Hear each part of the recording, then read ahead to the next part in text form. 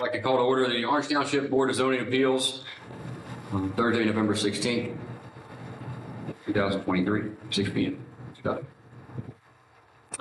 Mr. Shipley? Here. Mr. Treves? Here. Mrs. Ross? Mrs. Neff? Here. Mr. Pax? Here. Anyone who intends to testify, please raise your right hand and be sworn. Do you solemnly swear that the testimony that you shall give shall be the truth, the whole truth, and nothing but the truth? Please state, I do. I do. And when it's your turn to offer testimony, please step up to the microphone, state your full name, address, and affirm that you've been sworn, please. We can start this evening with our new business, variance application VA 2322. Thank you, Mr. Shipley. This is variance case VA-23-22. The applicant is the Olentangy Board of Education, care of Jeff Gordon, for a property located at 774 Graphics Way with a parcel having lot size 2.315 acres. It's currently zoned planned commercial and office district. They are requesting one variance from the Orange Township zoning resolution to allow for fewer parking spaces than the required 4 per classroom plus 1 for each 4 students in a planned commercial and office district. The subject site is located at 774 Graphics Way, which is located several parcels north of East Orange Road and 1 parcel east of US 23. It features a 20,103 square foot 2-story building with classroom and office space currently owned by the Olentangy Local School District. Classrooms serve Olentangy Academy, which is a STEM program open to students from all 4 Olentangy high schools. There will be about 200 students enrolled in the program, and a portion of the students do not drive and will be transported by bus. The building is surrounded by parking areas on the east, west, and south sides totaling 124 spaces. So the reason we're here, the applicant is proposing a 2-story building addition that will total about 11,805 square feet, which will be comprised primarily of new classroom space. The existing building plus the new addition's cumulative square footage will be 31,908 square feet. The new addition will require some of the parking area to be removed, and the proposal will also encompass reconfigurations to the drive aisles, sidewalks, and removal of some of the existing parking spaces. And again, the surrounding area is primarily planned commercial and office district, as well as to the east is a planned industrial district. So on the screen there, you can see the proposed site plan with the building addition there in the center of the screen. So the new addition will include additional classroom and teaching space will be a total of 11,805 square feet. So the total number of classrooms after the addition, as defined by the applicant, will be 22. So 22 classrooms upon completion of the building addition. Again, post addition, the parking lot will contain 84 total parking spaces upon the completion of the project.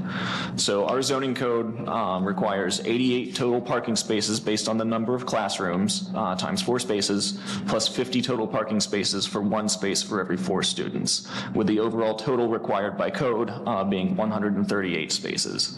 The applicant will not meet the above requirements since the proposed new parking area will contain only 84 spaces, which is a variance of 54 parking spaces.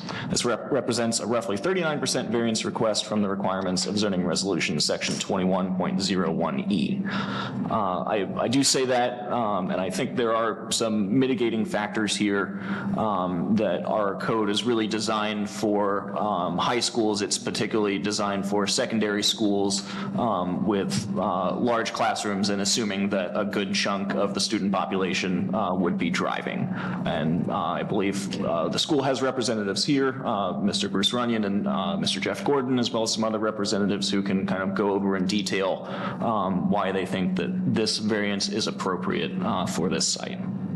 That's all I have at this time. Okay, thank you. Mr. Gordon, would you like to speak, sir? Yes, sir.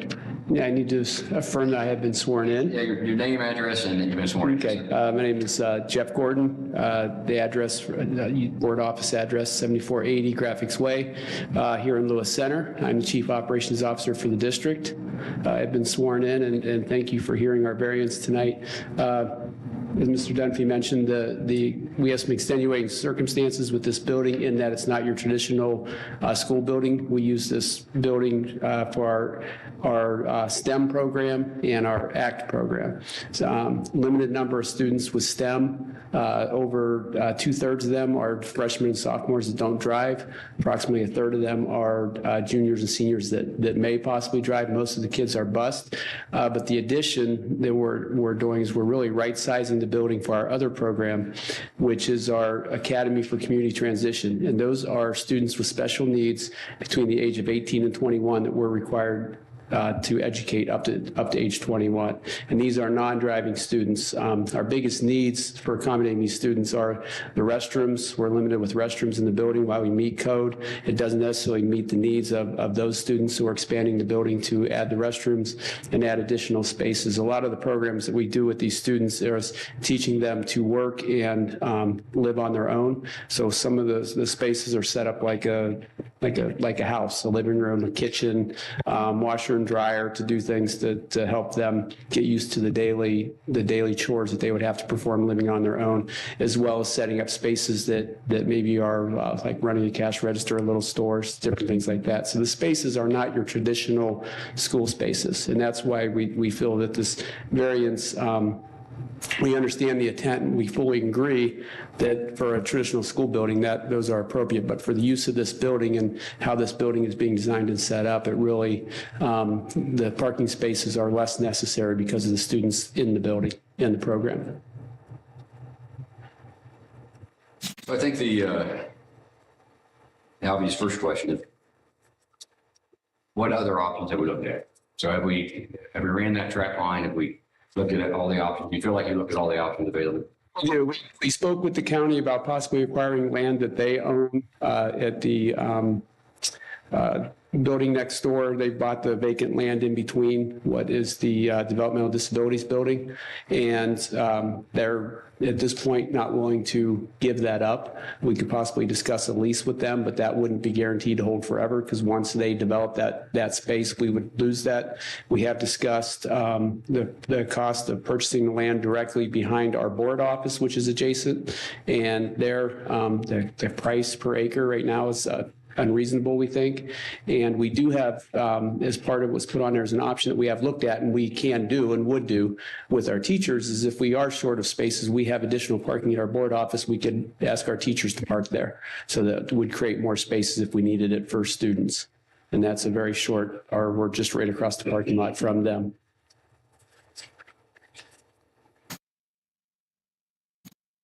Is this the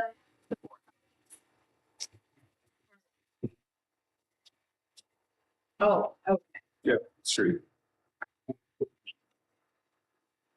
One question I have on that also, the utilization rate of that existing parking lot that you have for the board office, what's an average that you see of available spaces there? Can you give a percentage? I'd say we're 65 to 70%. The busiest time we have are the students. So when I mentioned the utilization of drivers, about 1/3 of them are drivers.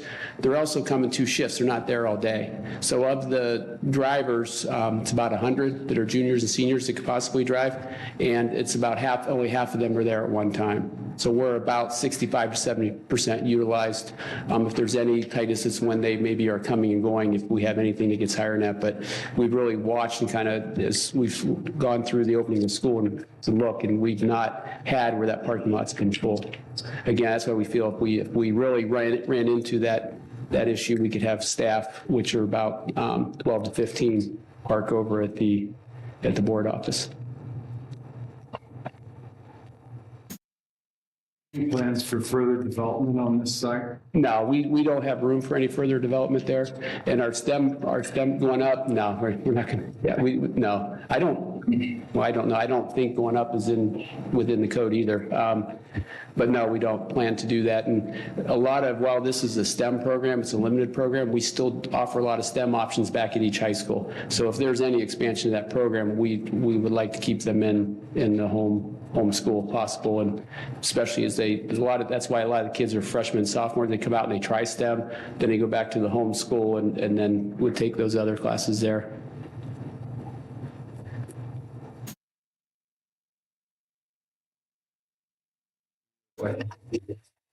questions? Thank you, Mr. Ward. Are there any other public comments? Anybody like to say anything on this particular case? No one wants?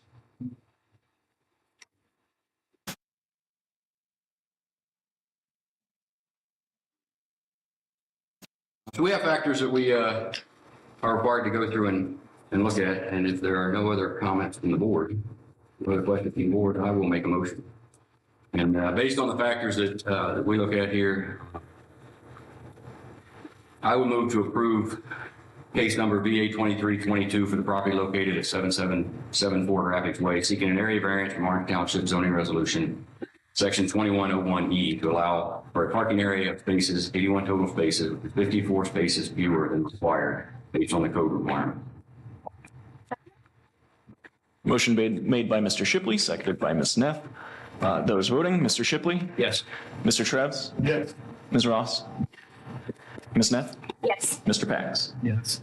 Motion carries. Variance is approved. Thank you. Thank you.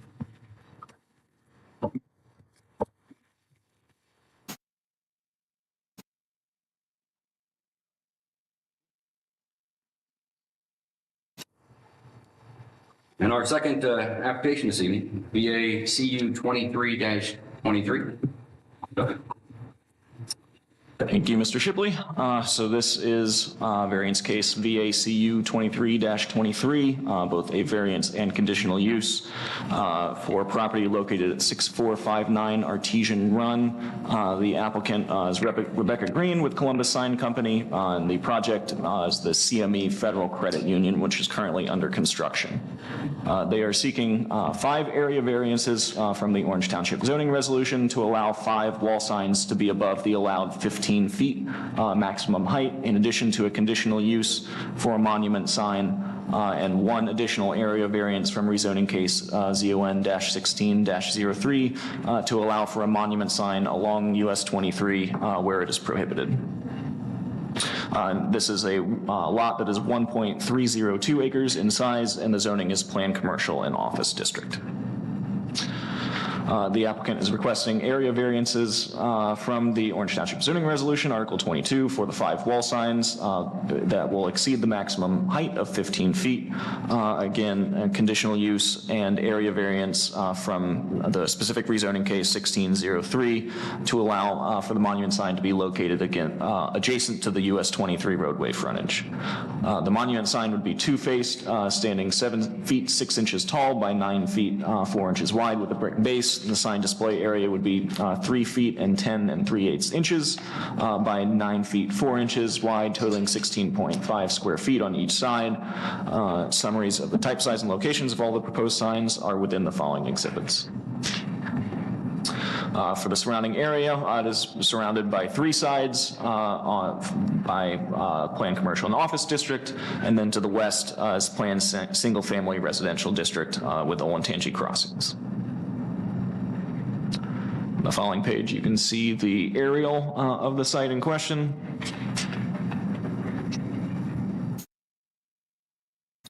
And then on the following, you can see the zoomed-in aerial of the site.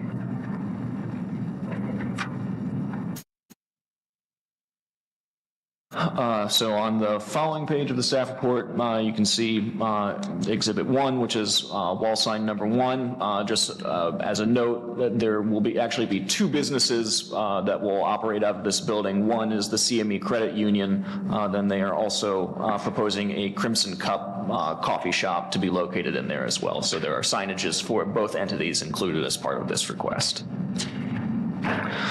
So for the first wall sign, again, there is a maximum of 15 feet of height above the finished grade, and that is measured to the top of the sign in question. So for the first wall sign, which is wall sign number 1, they are requesting that it be placed at a height of 20 feet and 4 1/4 inch. That is a variance of 5 feet 4 inches and a quarter, which is roughly a 36% variance request from section 22.03. On the following page, you can see more of the signs. So this is above their drive-through canopy. Again, this is the 15-foot height limit measured to the top of the sign. The applicant is proposing that wall sign 2, the north elevation, is to be placed at a height of 16 feet and 11 inches and a half. That is a variance of 1 foot and 11 and a half inches, which is roughly a 13% variance from rezoning 16-03. And the wall sign 2 is the coffee sign on the left-hand side of that. The following page is wall sign 3, which is the CME drive-through sign. Again, it's the same section of code that prohibits this limit of 15 feet measured to the top of the sign. The applicant is proposing that wall sign number 3 is to be placed at a height of 16 feet 11 inches and a half. That is, again, a variance of 1 foot 11 and a half inches, which is roughly a 13% variance request from section 22.03. The next wall sign is the one on the right, and again, it exceeds that 15-foot limit measured to the top of the sign. This sign is proposed to be placed at a height of 17 feet 5 1/4 inches. That is a variance of 2 feet 5 1/4 inches, which is an approximately 16% variance request from section 22.03. And then the fifth and final wall sign is the CME Federal Credit Union sign, again exceeding that 15-foot height limit. They are proposing that this sign be placed at a height of 15 feet 7 3/4 inches, which is a variance of 7 3/4 inches, which is an approximately 4.6% variance request from section 22.03. And on the following page is our last sign, which is their monument sign. So this one, they are requesting the variance because the rezoning text in ZON-16-03 specifically states that no ground monument signs will be permitted along US 23. Eric, do you have the site plan for this, where this would be located, that you can pull up? While he's pulling that up, I would also mention that we do have regulations in our base zoning code for how large monument signs can be, depending on how far set back they are from the right-of-way, and this monument sign would meet those requirements if the variance were to be approved. Issue is that it's along 23. Correct, and that development text specifically states that no monument signs can be located along US 23. 7 and 8 are along 23. So Exhibit 7 and Exhibit 8 in your staff reports are the same sign. If you approve the variance to allow for that sign to be located there, they would still require the conditional use for a monument sign as is required by our code. So they need to request both the variance and the conditional use. Both would need to be approved in order for the sign to be constructed. Are there any signs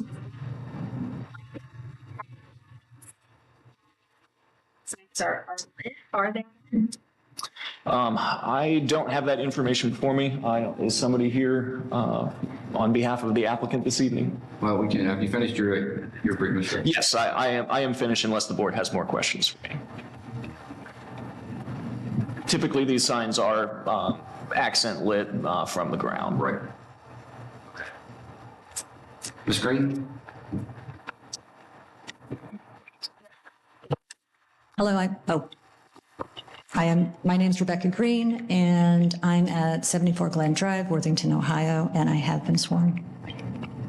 Great, so this is as staff said, this is the new CME building. We're pretty excited about it. It's a little different in that it's a two-use building. Both the bank will be there with the typical bank features, a lobby, and also a coffee shop. It's also a little different in that the drive-through is accommodating both the coffee shop and what you would consider typical bank uses, a live teller with, the speaker and that sort of thing, as well as an ATM. So because we have a dual-use building, we need a few additional signs to make sure we've got people parking at the right entrances and we've got the drive-through functioning correctly. So if it's okay, can I just go through the signs that we just talked about? Can we start at Exhibit 1 or whatever it was? No, just if you could just go back to staff report, that'd be great. I'll start with that. That'd be great. Obviously, it's within the Olentangy crossing development area, which is, I'm sure you're aware, very busy. Lots of diverse commercial spaces there. The sign that's on the north side, which is placed on a brick tower, and Eric, can we get to the cup sign? That'd be great. The sign that's on the north side is part of the identification of the Crimson Cup. This is their logo. This is the Crimson Cup logo. And it is located on the, I'm sorry, sir. I'm sorry, could we see a site plan? I just want to orient myself a little better to position of the building in relation to Route 23 and north, just the. Sure, yeah, let's do that.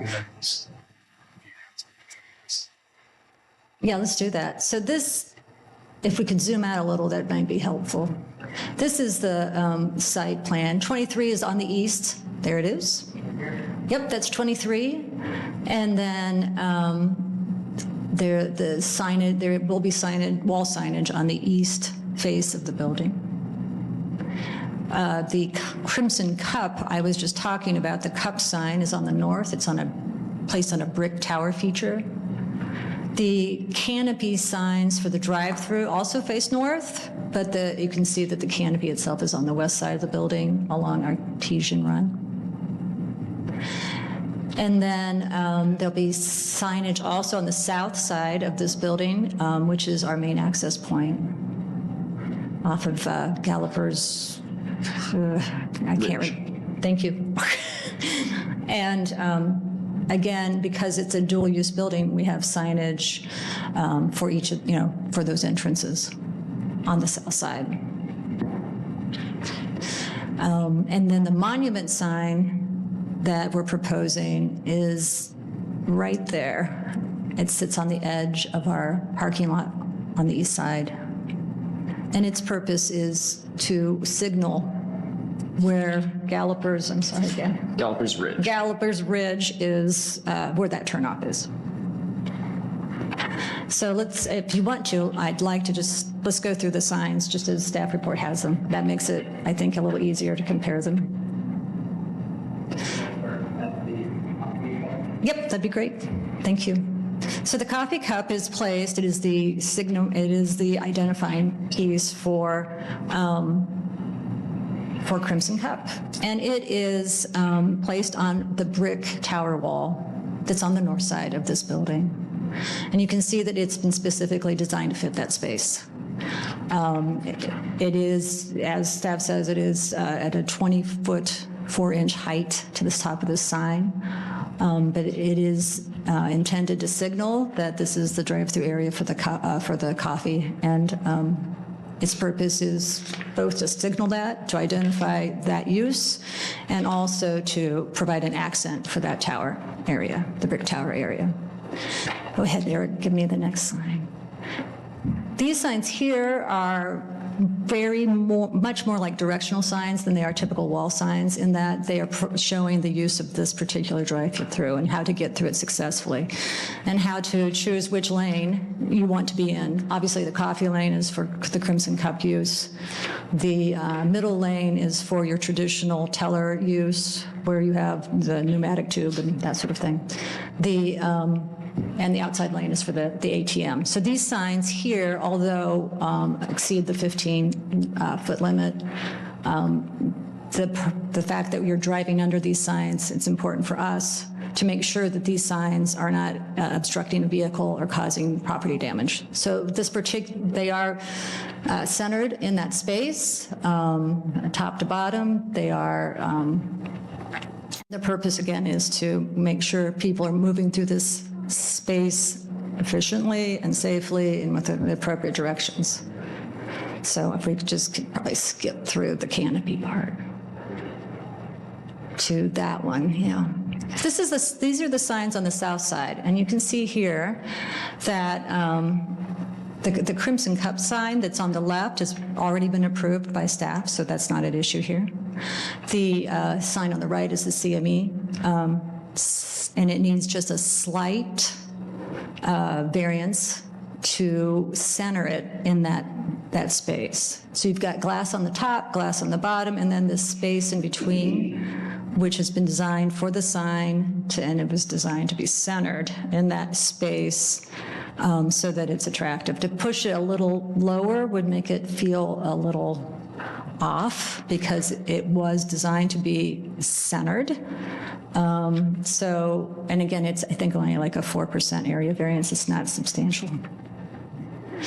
And then, of course, our last sign is the monument sign. And if you think about it, this is, I'm sure you're very familiar, as you go south on 23, there's a very long right turn lane that is, I think, the entire length of the site of this particular location. And our goal is to get people safely off of 23 going south, get them into that right turn lane, and to get them onto Gallopers Ridge. Frankly, it acts less as a typical monument sign because it is set back as more of a directional sign too. Our goal is for folks not to make erratic movements on an already busy road trying to change lanes. We want them to move smoothly through traffic and onto Gallopers Ridge and into our parking lot without having to go too far, miss the right turn lane, coming back and jumbling your traffic in an already busy area. It is, that's really what it is. It's compliant in every other way except for the fact that the development text prohibits it.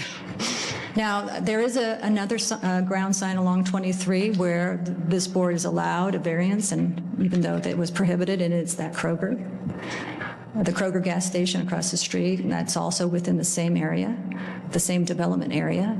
And it was allowed by this board in 2008, I think. And it is obviously a much more substantial looking sign. It's a larger sign. Ours is compliant and is smaller than is allowed.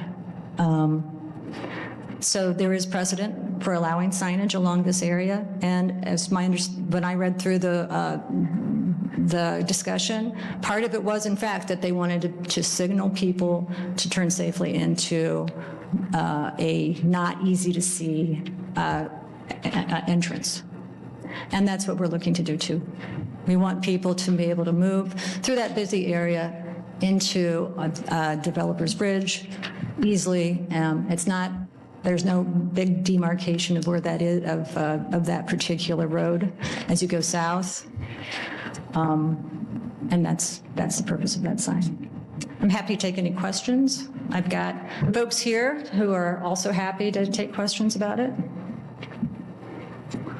I think just a quick question for sign number 1. Sure.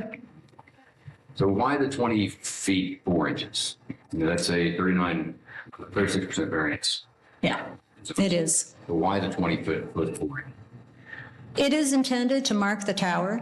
It is a brick tower feature. It is an accent feature to the building, so that it's not plain. Make it more interesting to look at. And it marks that tower. It is centered at the top of the tower. Mark, Yes, sir. did you?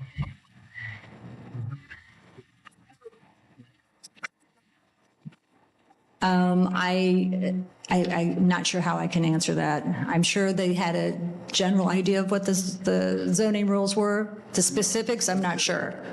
I'm not sure the answer to that, sir. No.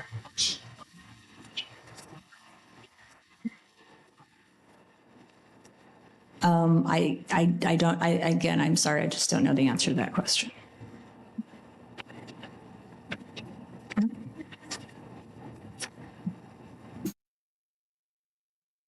there any other questions? I do have representatives from CME here and I do have the one question. contractor. That sign in particular, is that backlit illuminated on that coffee cup? Let's look. I couldn't see the description of it when I was looking on the text. It's base illuminated, I thought it was internally illuminated. base illuminated channel. That's my recollection. This is an internally illuminated sign. Let me double check. Basically, it's going to be reading.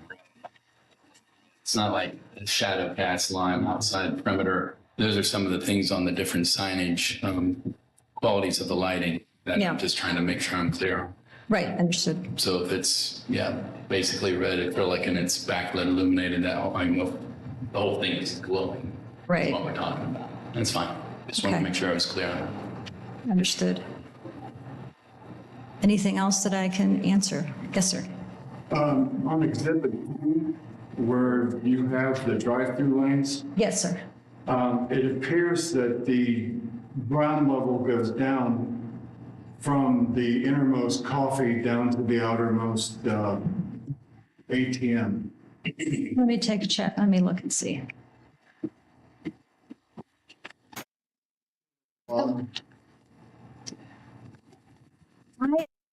Someone here who cannot wait to talk, answer that question. Excellent. My name is Brian Willard. I'm with Environmental Design Group up in Akron, part of the civil design team that worked on the project. And I've been sworn in. I get your address too, please, sir. It's 450 Grant Street, Akron. Speaking to that part, I wanted to bring that up actually. That is one reason for the increase in variance. Some of the sign level locations really were set architecturally to be more universal across the building and to blend with the trim and roof lines. If you look at the cup emblem and signage, it kind of centers on that roof line as well. And I was brought in to lend a hand with this part kind of later in the project. I think architecturally, some of the design thoughts were based on the Dairy Queen across the street and the large tower and sign up on front of that, and then the Kroger ground sign. So they kind of took some of those elements and rolled them in. I believe there may have been, and I wasn't involved at this time, a little bit of misconception. I think they were following the Delaware County's sign code instead of Orange Township directly. And the complementary architectural features were all put together, everything was all aligned, and then they came back and were looking at this and saying, oh no, we can't really lower our drive-through. And we have grades sloping away on the drive-through. And I think the original understanding was that these would be considered more directional signs than typical signage on the drive-through. So Directional signs have a definite definition. agreed. So, Yeah, and I think there was some, in fact, they reduced the original intent on signage on the drive-throughs. They tried to make more generic in regard to that to keep them closer to directional signage, and they reduced what those signs originally were to try to stay in line. Now, because the grade does slope away, it does increase that variance request, but the way they're shown is still centered on that approach and still large enough to try to be visible. did you need, sorry. Yeah. Did you need the grade to go down in order to meet a height requirement to go through the drive-through? I believe the first lane, if you look, the first lane is meeting the height requirement required for the drive-through. And as the grade slopes down, was simply a stormwater drainage issue to maintain on that part of the site. I don't know that the height of the canopy, I believe there was a minimum height, but yeah, they didn't consider it from a maximum perspective. They just sloped away to make sure that it drained properly. And did you know anything about the tower? I know they have a prototypical building, and that tower and sign location is part of the prototypical overall design of the building. As far as relocating or modifying it, I don't know if that's been done. It would just take another approach architecturally to find something that tried to make that work. Okay. If you look, if you saw the overall, it kind of blends as well with the other signs and the existing other CME. Everything kind of gives an eye-level architectural design around the building. Okay. Thank you. Yep. Also, one last thing, the ground monument sign, one of the importance of that is because the shared use on the building, and as she spoke to, the right turn lane coming up, once you include the shared use, if you were to split that into two separate signs for the two businesses, it's actually a pretty small signage out front. And combined, it still sits underneath the required conditional use code and the setback that would be available. I think they tried to style it and design it architecturally to match similarly to what that Kroger is existing across the street. Looking at the Crimson Cup on the first, I think it's the first, yeah, first variance. Have you considered moving it down at all so that it's less of a substantial variance? We've discussed it, and it was one of those that the sign plans were set together architecturally, so before we went further with modifying and trying to go back and forth and change that eye line or that sight line, we thought it best to come and discuss and hope that we look at it as a whole, as a package. And then if we need to, if that's really causing issues, we could further the discussion on that.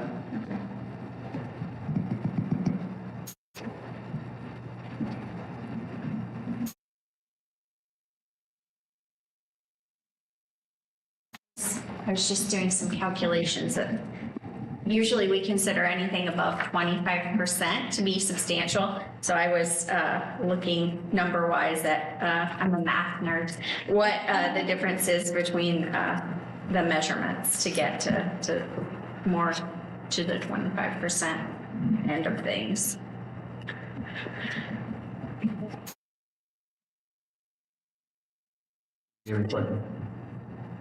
I guess this question is for Robin, because I didn't see it on the overhead. What buildings are just to the north of this building? And are they set back approximately the same distance from the road? Are they taller? Yeah, so there's, Eric, if you can pull up the auditor's site, that might be helpful. So Sherwin-Williams is directly to the north of there. I believe that one is, let's see, of course, it's not on the aerial. I'm not exactly sure how far setback that is compared to. I believe the two fronts of the building align. If you go into like a street view on any of those, you can see both buildings under construction. And I believe both buildings align similarly along that right of way. Which would make sense, given that they would have the same setback. Yeah, I believe they're constructed almost simultaneously. They're pretty close. Yeah, close, time-wise. We had spoken about visibility, so I was trying to determine if that visibility is interfered with by the buildings. It would be, as far as seeing that tower that we're discussing. You don't really notice that until you're starting to pass the Sherwin-Williams, because that is in the sight line, which is one of the purposes of the Sherwin-Williams is who your arrow was. Yeah. Yeah. Sherwin-Williams. Yeah. And it's kind of hard to see. So we step back that far. I didn't either. It's a surprise. It's disadvantage to them. Yeah, so measuring on the auditor's website, it looks like Sherwin-Williams is set back about 86 feet from the property line and the right-of-way of 23. And this one's set back how much? I am unclear on that one. You'll have to give me a minute.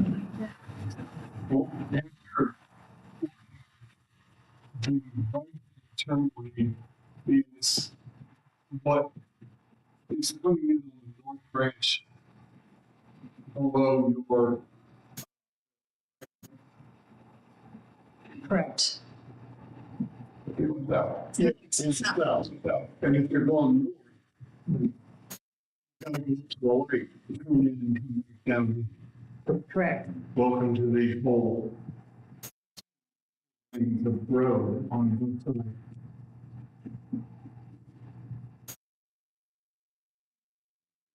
setbacks if they go further than It's, so this building is set back 100 feet. Yeah. And that, is it sit? Is it at the corner of the building or the corner of the parking lot? The monument sign? It sits on the corner of the parking. If you go back to. I'll go back to you.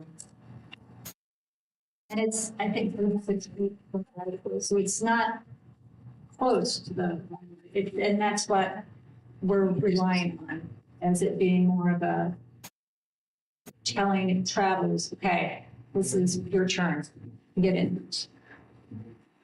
There's where he's serving. And how far back from the is that then? I believe it's 36. 36 feet. 36, right.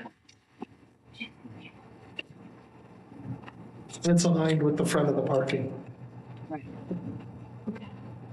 But it isn't intrusive into the visual portion of 23, but it is enough to give folks traveling south a little information that here it comes. Because Gallopers Ridge is not, doesn't have a lot of demarcation. Yes. If someone is parking in a parking space right next to the sign, how many people north can even see that sign? Good point. You're welcome. It's a good point. And we were hoping, obviously, that's not the parking space that most people would choose. I think one want to be close to the entrances. But still, I understand what you're saying. Trucks and they want to go away from everything else for the cars that don't need to be one way or the other. Further down 23, we've got a couple dealerships that are having. And that was one of the issues they had. People were parking and they never could see their signs, so they wanted to put a monument sign up in the air. Yes. Of course, that's not allowed. Yes, understand. But you can see that the entrance parking, most of the parking is closer to the building. So that is part of the, and I agree. Those are expensive, those pickup trucks are expensive. Yeah. So Robin, if that sign was just flipped around so that it wasn't blocked by the parking lot, and it was within that 36.68 feet distance, would that require a variance or would that be okay? I would have to look at the text. Well, we didn't analyze it like that. But it would still require their conditional use. It would also, yeah, it would also change because the allowed sign, the height and the width of the sign are determined by how far set back it is from the right of way. We would have to do the calculations with how far set back it is from Gallopers Ridge. We go back to the site overhead that you showed that shows the Sherwood ones. I just want to be clear, looking at what we can see of your building, can you show us approximately how far back on the building that up would sit? Because I'm just trying to determine how visible it would It's be. about where that little tree, you see that green circle? That's the approximate location. Towers.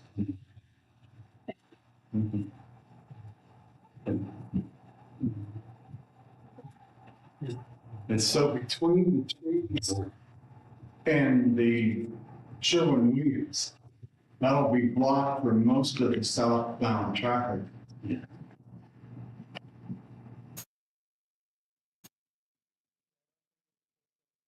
So based on that highway, it was based on the building design. Yeah. It's all in wires. They'll assume it's built that way, but no. Architect's not here, so I can say that.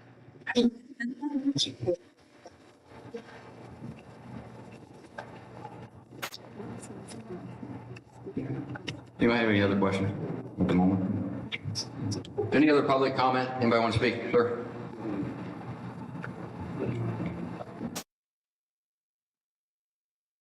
My name is John Thiede, that's Thiede.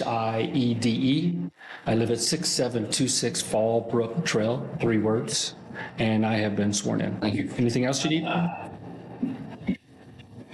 Okay, I live in the subdivision back behind where this is planned. So there's several issues that I kind of have with that. One first is the monument sign. Currently, all of the other new businesses that have opened up, BB Bop, Panera Bread, others that are along that side there, they were denied doing a monument sign, period. So as soon as you would approve this one for the monument sign, guess what? They're all going to come back. We want a monument sign now. If you give it to one, you give it to all. Okay, that's a fair quote. Okay. I also have an issue with the signage of the signs. We live in the back. We do have a mound that's back there to help eliminate some of the lighting that comes into the back of those homes there. The higher you keep building these lights and allow those to happen, the more chance of those lights are illuminating into those homes. To me, consequently, that is a poor selling point. If I own a home along those homes there, along the Artesian Way, that reduces. If I'm living in upstairs and I'm having to look out and I see lights all along right here, I don't think that's fair either.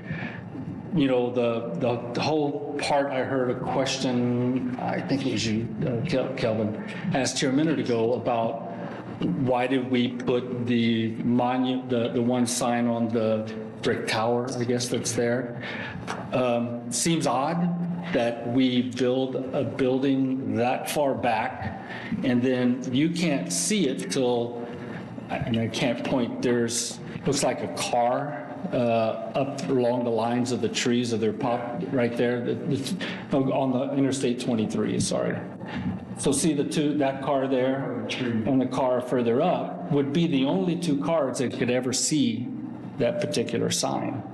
So I don't think it's a benefit to have that sign there for them, other than now it's creating light that goes into the subdivision itself. That's basically my misgivings. I'm happy to see a business come in, finally seeing the whole area being developed.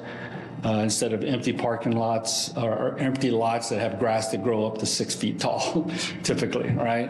But I think regulations and so forth have been set in the past to build that area up to be a certain way, to look a certain amount because of the homes that are back behind there. The homes back there range probably now a minimum of, say, 550,000 up to over 1.2 million further back into the subdivision. I was lucky I got to buy a house early on, so my price is a little bit lower. But I want to maintain the level, what the value of that house is when I do plan to sell after my daughter graduates from high school and moves on to college and I finally get to retire. So I beg the board to not approve the monument signs or the variances for the sign heights in there as well. Thank you. Thank you, sir. Any other public comment?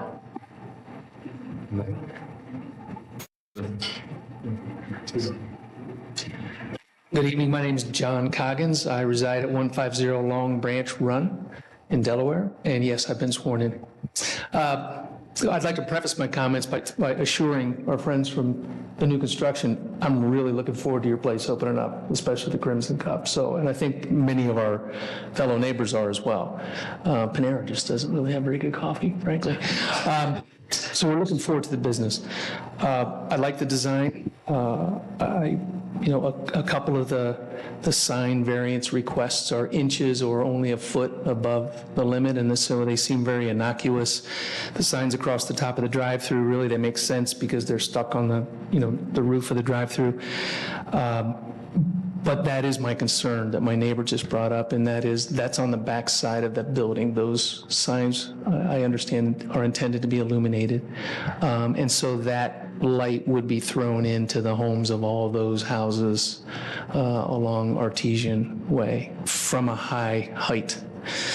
So that's my concern with those drive-through signs.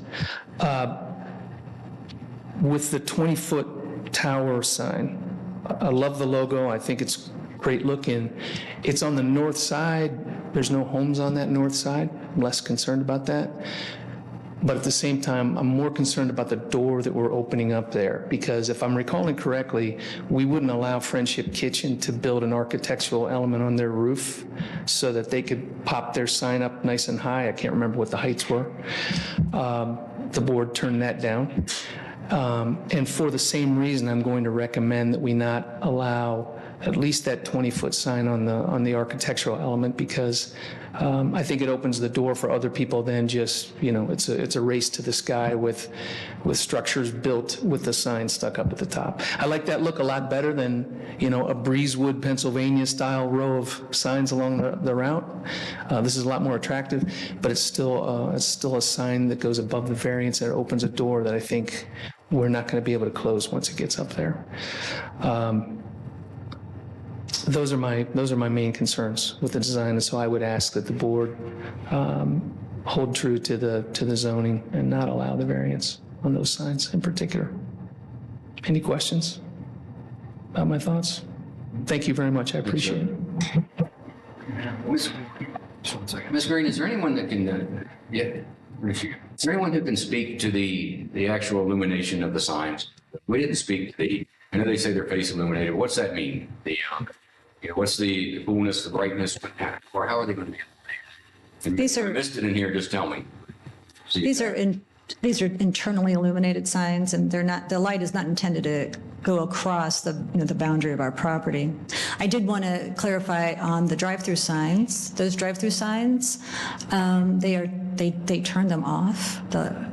When the bank signs, they turn them off when they close. So customers will not be signaled to go through the bank lanes because there's no bank person to help them. And the coffee shop also closes at 7, and the same thing would be true of that sign.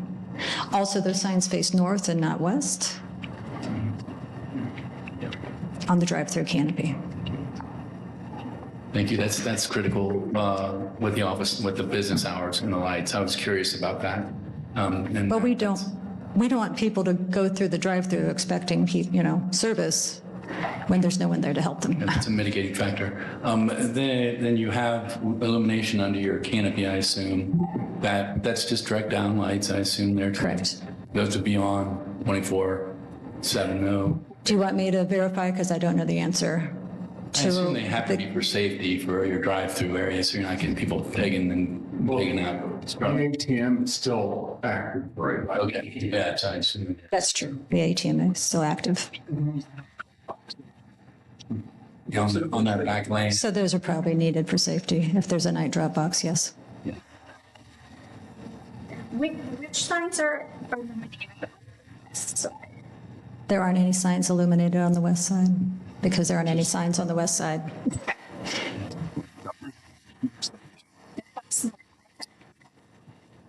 So the other question that I would have, you do have an after-hour depository there on that north side of the building. Do you have wall packs, lights that are there? Again, I'm going to have to ask the experts, which is not me. So that would be the other sensitive thing to the neighbors, I would assume, on that, as well as the red hub illumination, but also the wall packs. So I don't know how much light you're throwing from that, or the architect, if they can confirm that. But that's a sensitive issue also for the neighbors. Right, understood. Of course, that's not an issue today in that we're looking for sign variances, but I understand the interest in the light. That's not up for zoning, right? It's mainly just more of an issue on the argument. Yes, of concern with residents, but the height of it also, and just how much is actually necessary. It's a drive lane, and so that's the only other thing of And we have no, I know this is not, on our purview as our role. I just was raising that up as far as the impact on the north elevation and residents' concerns, mainly. Yeah. Got another public comment? I'll be very brief. My name is Dale McComb. I reside at 6710 Fallbrook Trail and Olentangy Crossings, and I just want to reiterate some of the things that were already mentioned. Specifically, I like the phrasing "race to the sky." I just want to kind of reiterate the concerns that we have within the neighborhood that once this is allowed, others are going to ask for the same thing. We know that there are additional builds that are coming that are going to be looking for the same thing, and there's a reason why the code is what it is, and we would prefer that we honor that, right, to the greatest degree possible. Sir, I'm sorry to interrupt you. I'm sorry. Sir, I'm sorry to interrupt you. Can you confirm if you were sworn in? Oh, no, I was not sworn in. Do I need to be sworn in? Yes, you Okay. do. All right, so where's the Bible? Chair Shipley, would you like to do the honors? All right, so if I could, you raise your right hand. Sure.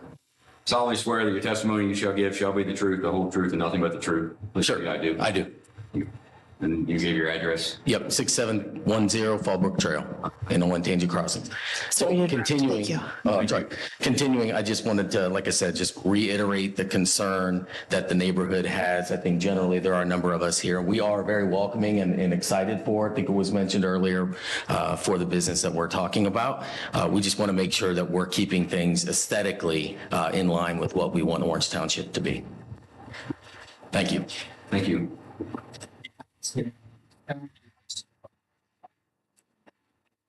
Yes, sir. You have to step up to the mic. Again, my name is John Beatty. I live at 6726 Fallbrook Trail in Olentangy, and have been sworn in second time. I just want to, we were mentioning about the lights turn off, okay? Because of the drive-throughs being especially the ATM, that's a 24-hour a day, 7 days a week that's open. So for safety, I would assume the lights have to be on above that so that they don't run into the structure of the building, right? And if it's an after-hours deposits, you would assume for safety as well, you would want to have that lit. So that's going to be on from sundown to sunrise, okay? I'm assuming it won't be on during the day because why would you need it, right? But again, I reiterate the whole part of it. The lights they are correct. They're not having any lights that face directly west to the subdivision. So the homes directly behind aren't going to have an issue probably seeing the lights other than what, is shining down. But anybody that lives to the peripheral of that, they will see those lights. That's the only other comment that I had about it. Thank you.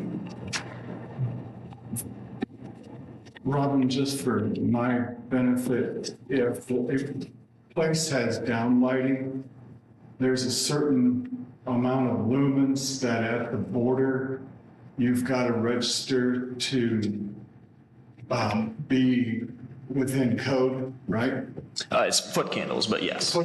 Yes. Sorry, I'm on the map. Which is not part of the issue that we're discussing here. Correct. Yeah. I just want to clarify that that's not part of it. And I knew you knew that. Yeah. It's always. No. You said that for the. Right, that's what I was doing. Yeah. Is there any other public comment? Yes, ma'am. Yes. I piggybacked on him to swear in, if that's okay. The judge, okay. Can you say your name, address? It's Barbara Benton, 6791 Fallbrook Trail. I'm also in the Olentangy Crossings community. I don't want to repeat what already has been said. I raised my hand when he did, and I said I do. Does that count? I echo what has already been said. I agree. I appreciate the township having the standards that it does. I think that creates consistency in our neighborhood, keeps us from turning into a Morse Road at some point, the look and feel of that. So I really value your role. I'm really glad you're coming. I think you'll be a great addition to the community. But again, I think standards are there for a reason. I echo on the lack of monument signs. Race to the top, if you will. I also had a thought about, if there is a lighting issue in the back, and I don't know about lumens and so on, but perhaps additional landscaping requirements could come into play to block lighting if it is going to affect the neighbors behind. So thank you. Thank you.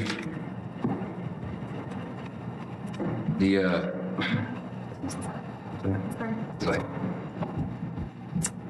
So one thought I have is that it appears to me the most controversial signs are the monument and I'm going to call it the cup, the tower cup sign. Is there a way that we could separate those out tonight and bring those back to you with some additional ideas and then continue to think about the other signs tonight? Is that something that you all do? It is. And you're going to keep me straight on that. So, Yeah, sure. I just want to make sure. Same page. Okay. So you've requested 5 variances. Correct. You're requesting that the BZA proceed with 3 of those 5? Or is there? I think it's 4. All except the monument sign. Right. Okay. That's right. So it'd be the 3 drive-through signs, and then there's the CME sign on the south side, which has got the 4% area variance. Four. Save the monument sign. Yes, and we'll try to come back with some other ideas on those.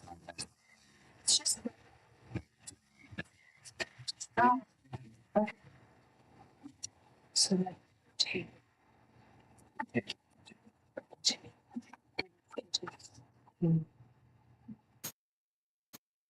doing variances and the conditional, and then approve.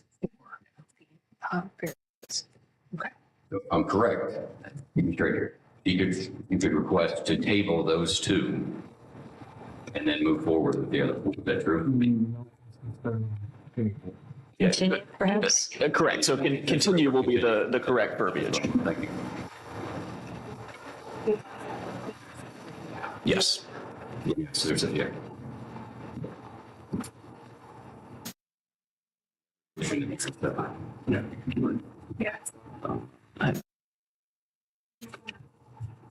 That one is not fine.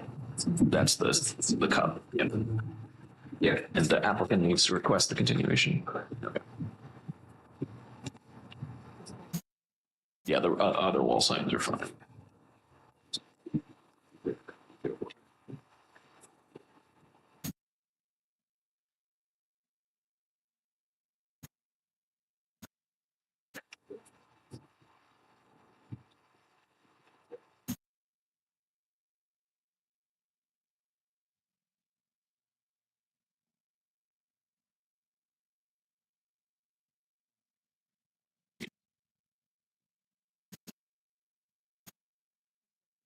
Sorry. 14 to 6 feet. Okay.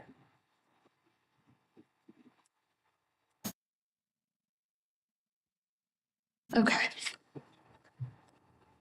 So, ma'am, just so we're on the record, are you asking the BZA to continue the area variance request for wall sign number 1 on the north elevation, the cup? Correct. The area variance request for the monument sign and the conditional use request for the monument sign? That's correct. Okay. That the board would continue that to those 3 items, which are item 1, 6, and 7, to a time, date, place certain. Robin has told me that your next meeting is December 14th at 6 p.m. Does that work for you? That sounds great. Okay. Do I need a motion? A motion to continue. I would say item 1, 6, and 7. I can call them item 1, 6, and 7, that's fine. I'd say so, yeah. I move to continue items 1, 6, and 7. To December 14th at 6 p.m. December 14th. At 6 p.m. Of 6 p.m. Is that? Mr. Shipley? Yes. Mr. Treves? Yes. Ms. Ross? Ms. Neff? Yes. Mr. Pax? Yes. Those three items are continued to next month's hearing, which is December 14th at 6 p.m. here in this room. Are there any other questions about the remaining items? Clarification. Council could clarify the audience.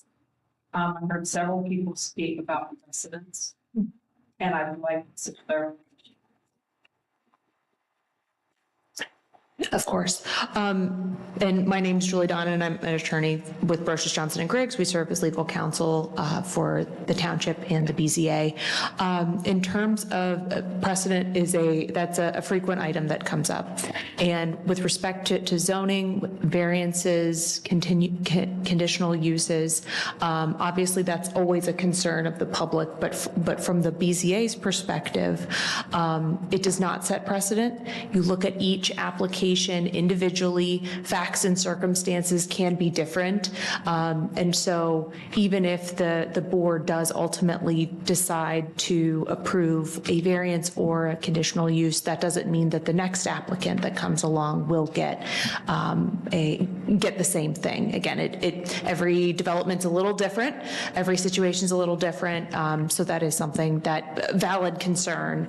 But from the board's perspective, everything's, again, if they approve something tonight or tomorrow, it doesn't mean that everyone gets one moving forward. Any other question?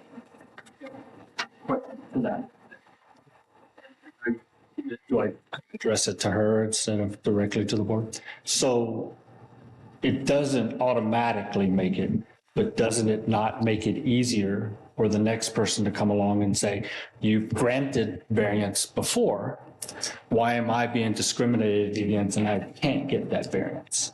So it doesn't.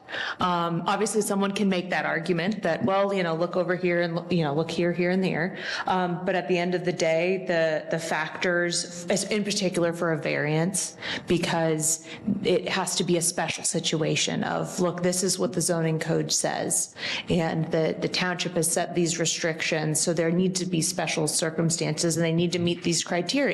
And just because someone else met the criteria doesn't mean that a neighbor has a strengthened argument for, well, they met the criteria, so naturally I meet the criteria. It really is, it's individual, and just because someone, your neighbor might have something doesn't mean that you get it as well. And the reason I bring that up, I work for American Electric Power. I deal with a lot of contracts.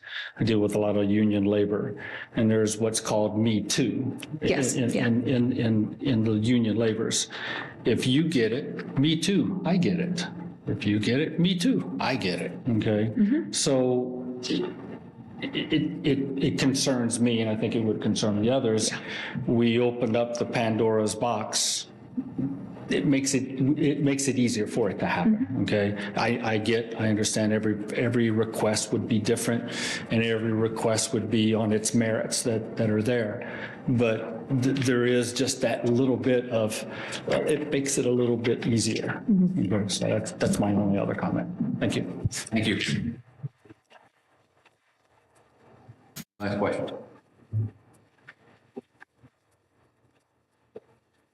Okay. If there are no other questions, no other comments. Referencing variance case VACU 2323, I would make a motion to approve wall sign number 2, based on the factors that we take into consideration here. Move to approve case VACU 2023-23 for the property located at 6459 Artesian Run. I'm seeking an area variance from rezoning case to allow for wall sign identified in this report as wall sign number 2. Second. Motion to approve made by Mr. Shipley, seconded by Mr. Treves. Those voting, Mr. Shipley? Yes. Mr. Treves? Yes. Ms. Ross? Ms. Neff? Mr. Pax? Yes. Motion carries.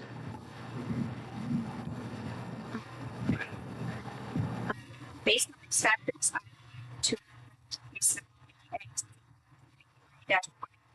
sign number north elevation for property located at 6459 Artesian Run, Center of 43035, seeking an area variance from rezoning case Zone 16-03 to allow for the wall sign identified in this report as wall sign number 3 to be 1 foot 11 and 1/2 inches above the allowed 15 feet in an area zoned planned commercial and office. So, Motion made by Ms. Neff, seconded by Ms. Ross. Those voting, Mr. Shipley? Yes. Mr. Krebs? Yes. Ms. Ross? Ms. Neff? Yeah. Mr. Pax? Yeah. Motion carries.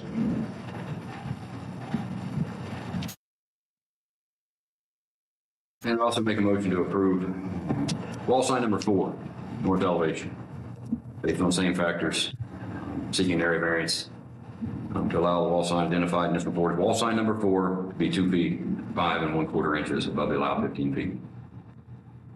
and Motion made by Mr. Shipley, seconded by Ms. Ross. Those voting, Mr. Shipley? Yes. Mr. Krebs? Yes. Ms. Ross?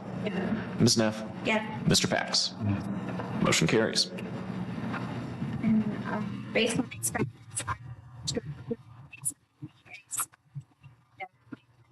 for property located at 6459 Artesian Run, Lewis Center, Ohio 43035, seeking an area variance from rezoning case ZON 16-03 to allow for the wall sign identified in this report as wall sign number 5 to be 7 3/4 inches above the allowed 15 feet in an area zoned planned commercial and office.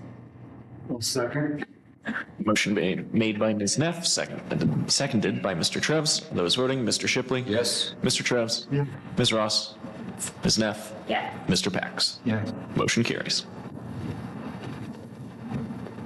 Thank you for the presentation. It sounds like we'll see you again next month.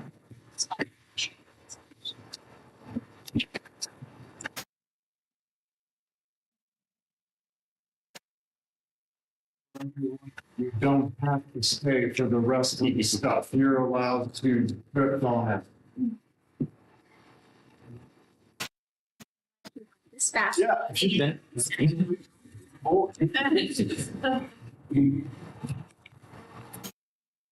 I have to thank our attorney there for keeping it straight. Yes. Always. All right, so we'll move forward. The next item on the agenda is VA variance and conditional use application, VACU 2324. Ms. Beth, please. Thank you, Mr. Chairman. This is variance case VACU-23-24 for property located at 6691 Artesian Run. The applicant is Seth Dorman with Permit Solutions representing McDonald's Corporation. They are requesting area variances from rezoning 18517 Olentangy Crossing South to allow for a monument sign along US 23 where it is prohibited and to allow for a building without the required pitched roof. They are also seeking a conditional use from the Orange Township zoning resolution to allow for the monument sign should that variance be approved. For the summary, they are requesting a monument sign, which is an area variance from that rezoning case to allow for the monument sign to be located adjacent to the US 23 roadway frontage, as well as an area variance for a flat roof rather than a pitched roof. The monument sign will be two-faced, standing 8 feet tall by 6 feet 3 inches wide with a masonry base, and the sign display area will have dimensions of 6 feet and 3 inches tall by 6 feet and 3 inches wide, totaling 39 1/10 square feet on each side. The property is surrounded on two sides, but to the north and to the east by planned commercial and office districts. To the south is the All Shepherds Lutheran Church, and to the west is the single-family planned residential district of Olentangy Crossings. On the following page of the staff report, you can see the property outlined in the aerial photo from the county auditor's website. Below that is the zoomed out aerial.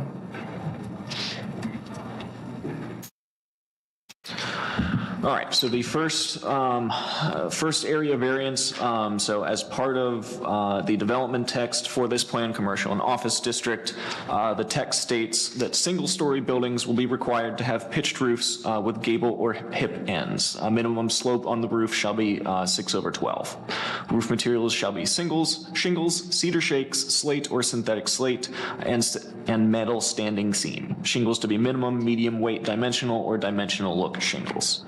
Flat roofs shall be permitted on buildings of 2 stories or greater. The proposed new restaurant building will not meet the above requirement due to a flat roof design. The building will have an overall height of 18 feet and 3 inches. And the design will include multiple accent and architectural awnings above the dining room windows, entry doors, and pickup windows. On the following page is the proposed monument sign. This monument sign is proposed to be constructed roughly 76 feet from the right-of-way of US 23 and having a display area of approximately 39 1/10 square feet. Monument sign at the setback of 76 feet is allowed to have a display area of 64 square feet per side for a total of 128 square feet. Therefore, the monument sign meets the allowable area as per the code requirement. So again, if this provision in the development text were not there, then this monument sign would meet the standards laid out in the Orange Township zoning resolution in terms of its size. And then the following page, similar to the previous case, if the variance is approved, then the applicant would also need a conditional use granted by this board to allow for the construction of this monument sign as per code. Then on the following page with the staff report, there's a color rendering of the monument sign with a happy gentleman for scale. And that is all I have at this point. Mr. Dorman? Sir?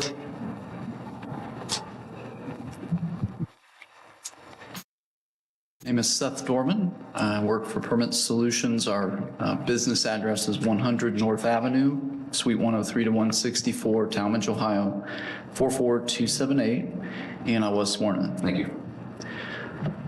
Eric, could you bring up my presentation?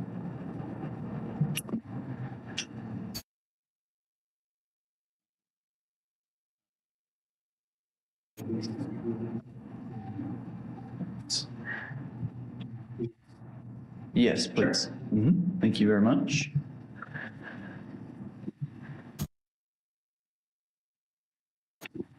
Sure.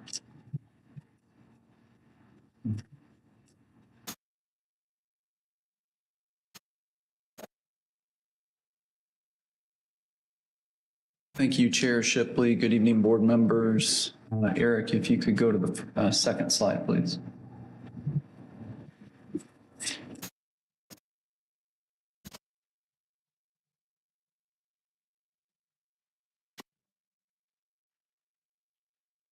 First request for area variance from section 1406B3 of the Olentangy Crossing South Development Standards text to allow for a flat roof design in lieu of a 612 pitch roof with hip or gable ends. Most of the existing commercial buildings in this development have complied using a modified parapet that has the look of a residential roof line and not a true pitched roof. There are a couple exceptions to that. This was a popular design element in 2005 when the development standards were approved. I know that to be true. I was the city planner in Grove City at the time, and we were doing the same thing. The proposed McDonald's will have an overall height of 18 foot 3 inches, which is close to 2 stories by definition. 2-story commercial buildings per the development standards are permitted to have flat roofs. We respectfully request that the board approve this variance because we believe that what makes a business community strong is a diversity of architectural styles and not sameness. These unique styles help businesses differentiate themselves from other businesses. And in fact, the Olentangy Crossing South Development Standards agree with that statement in direct contradiction to the subsection for which we seek a variance when the standards state the buildings within the Olentangy Crossing South development will have a similar theme dealing with a range of colors for the exterior materials that would be available for use on the buildings. Building material color ranges shall present a uniformity of theme within the project rather than architectural styles. Next slide, please. Our second request is for an area variance from section 14.07N of the Olentangy Crossing South Development Standards Text to allow a monument sign along US 23. Proposed sign, as Mr. Duffy stated, would be 76 feet from the US 23 right-of-way, which is McDonald's east property line. The proposed sign would be 8 feet tall, overall height, with an area of just less than 40 square feet. The proposed sign would be an invaluable identifier, especially to customer traffic going north on US 23, due to limited access to the commercial lots within this development and due to the speed limit and width of US 23, which doesn't always lend itself to quick lane changes. For customer traffic going south, the proposed sign could also be an advance identifier that gives someone time to turn at Coal Bend, because once you pass Coal Bend going south, there is no direct access to the site from US 23. There's one more driveway. We respectfully request that the board approve our variance request to allow the McDonald's. This relatively small ground sign would have a significant impact for McDonald's in terms of advanced location recognition for drivers on US 23. Next slide, please. And finally, if the variance were to be approved for the monument sign, we're requesting the conditional use permit to allow a ground sign for the proposed McDonald's. The sign would be set back again 76 feet from the US 23 right-of-way. The sign would not constitute a safety hazard or nuisance for the traveling public, but is an opportunity for an advanced identifier for potential customer traffic traveling both northbound and southbound on Columbus Pike. The church to the south does have an existing ground sign. I know they're not part of the development. And other commercial businesses along US 23 also have ground signs without being detrimental to the community. The value of a ground sign to a commercial business is quite significant. So we respectfully request approval of the conditional use permit for the ground sign, as the sign would help McDonald's overcome the physical obstacles of the location, which include the required setback results in a building that is tucked back and out of view from the road. And the McDonald's site is the first commercial lot within the development that's located north of the church. The church itself has two larger structures, the church building and a rather large shelter building, which we believe minimizes the visibility of our site from US 23. And then the limited access that has been established for those commercial lots in Olentangy Crossing South development. So the best way to get into our site is you have to be able to get over and turn at Coal Bend to go down Artesian Run to get to our site. So with that, I'd be happy to answer any questions that anybody might have.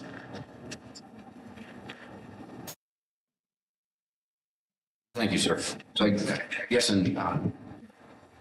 first question would be, you've obviously thought about the monument sign. So what's an alternative to the monument sign? Do you have an alternative? Well, I mean, we are looking for some sort of an advanced identifier on 23. We are going to be back next month for some variances on wall signage, depending on how that goes. But I guess I would ask a question of staff for clarification and maybe the board as well. Does the code indicate or the standards indicate that we can't have a ground sign on 23 or we can't have a ground sign at all? The specific text is that the ground sign cannot be located along US 23 frontage. So I guess an alternative would be to have a ground sign on Artesian to give us some identification on the road where, one of our primary entrances is. The other entrances are off of Point Bluff Drive, which is a private drive, and it's a right in, right out from 23.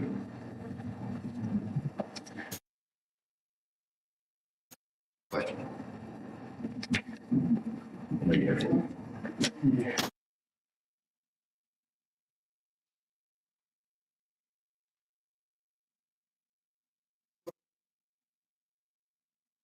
what would you do to the height of the building to get you within the 2 stories? I guess it's going to depend on the township's definition of 2 stories. I believe that a story is 10 feet. I think 20 feet would be considered 2 stories.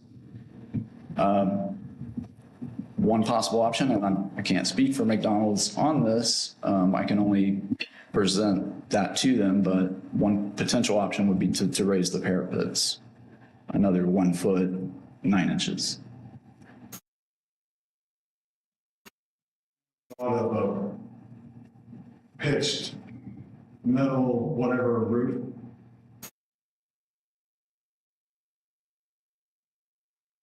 I would say that the building design that we're putting forward is a design that they're moving forward with in a lot of locations throughout the country. It is kind of their brand identifier now. And so their preference would be to have that look at this site as well.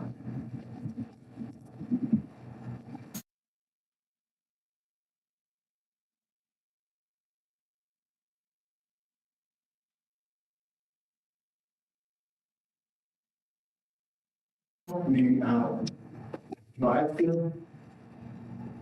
There's a drive-through? There is a drive-through, yes.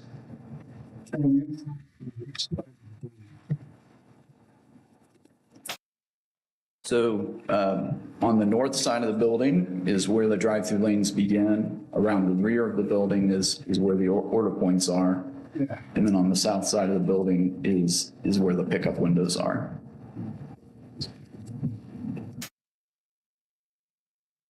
And I would like to kind of address the drawing that you have in front of you. That's the one. So in 2013, the zoning official at the time issued a zoning permit for McDonald's for that design. A year later, he extended it, again, the same design. So for McDonald's, yes. In 2013? That's correct.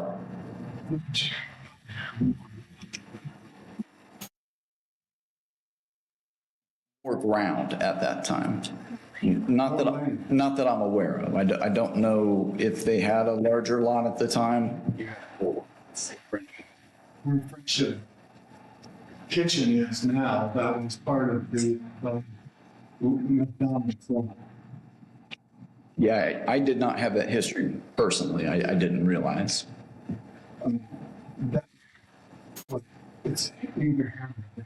That's right. I just wanted to present that to you because that's kind of where McDonald's is coming from with the design. They thought that the design that we're presenting tonight would be fine because they did get a permit for a flat roof design 10 years ago. Was that from the BCA? That was administratively approved by the zoning inspector at the time. Yeah. I do not have an answer as to why the zoning inspector did not enforce the standards at that time. And we're not saying it's right or wrong. We're just saying that happened, and so that's really where McDonald's is going.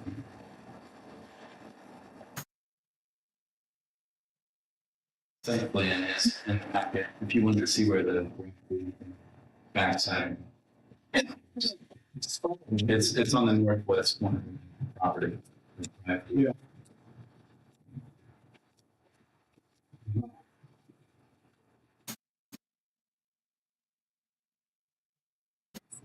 Yeah. So it shows the monuments.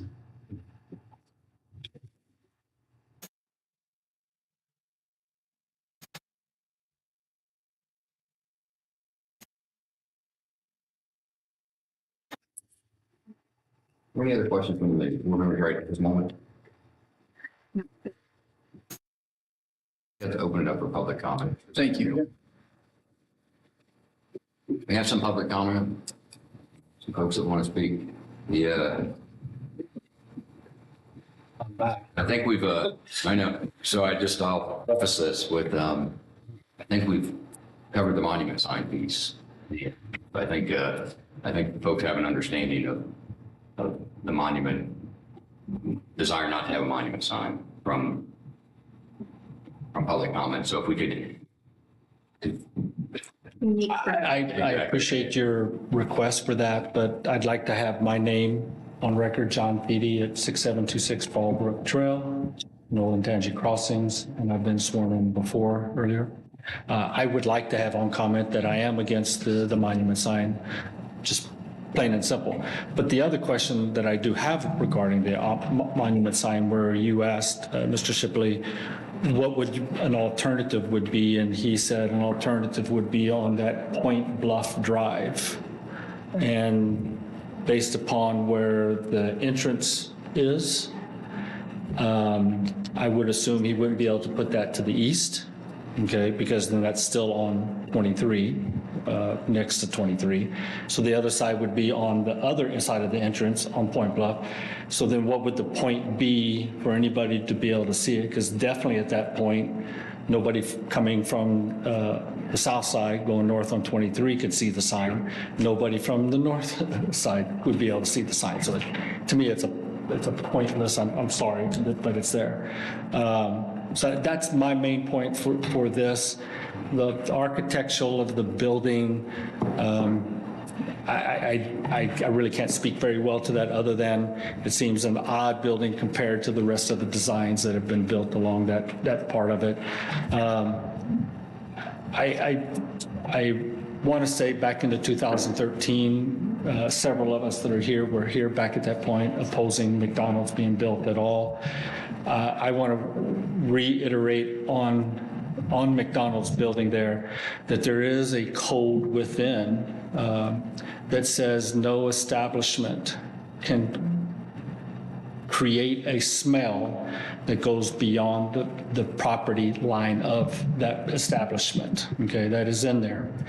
And at that time when we did that, none of you were here, but there was an individual on your board who half jokingly said, well, how do I know it will make a smell beyond that?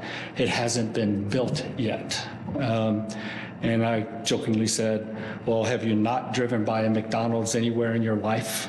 Type thing. So I want to reiterate that still violates that part of it, because once it's built, I'm going to ask you how you're going to close down the building, because the smell in the houses are right near that, and the church and the Friendship, when you smell the juicy hamburgers being fried up, what that might smell like.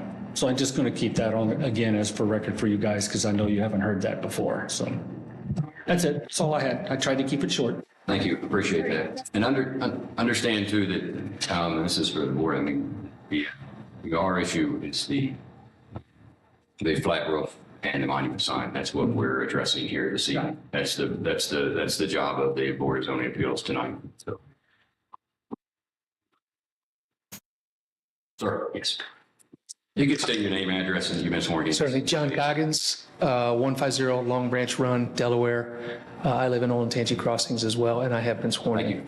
And my comments will be brief. Regarding the monument sign, I just wanted the board to consider that is a heavy commuter corridor. Tons of traffic coming down there every morning and every afternoon. All those businesses along there, Starbucks and Panera and all those guys, are doing just fine without monument signs out there. Somebody driving by might miss a business that first time by, but the commuter's going to stop at that place if he wants to go there the second time by. It's a heavy commuter corridor, and the monument sign isn't going to drive people into the McDonald's. They're going to go in anyway because they're commuters. They'll go by there the next day now that they know it's there. And I just wanted to share that thought. As far as the architecture is concerned, I don't like it, but I don't suggest that I'm the arbiter of what's attractive, so I'm not going to take any issue with that. Thank you very much. Thank you. Sir. I'm Kevin Schatt, 6653 Old Ironside Lane, Delaware, Ohio. I was actually here. Can you just say you've been sworn for? Yeah, I've been sworn in, yeah.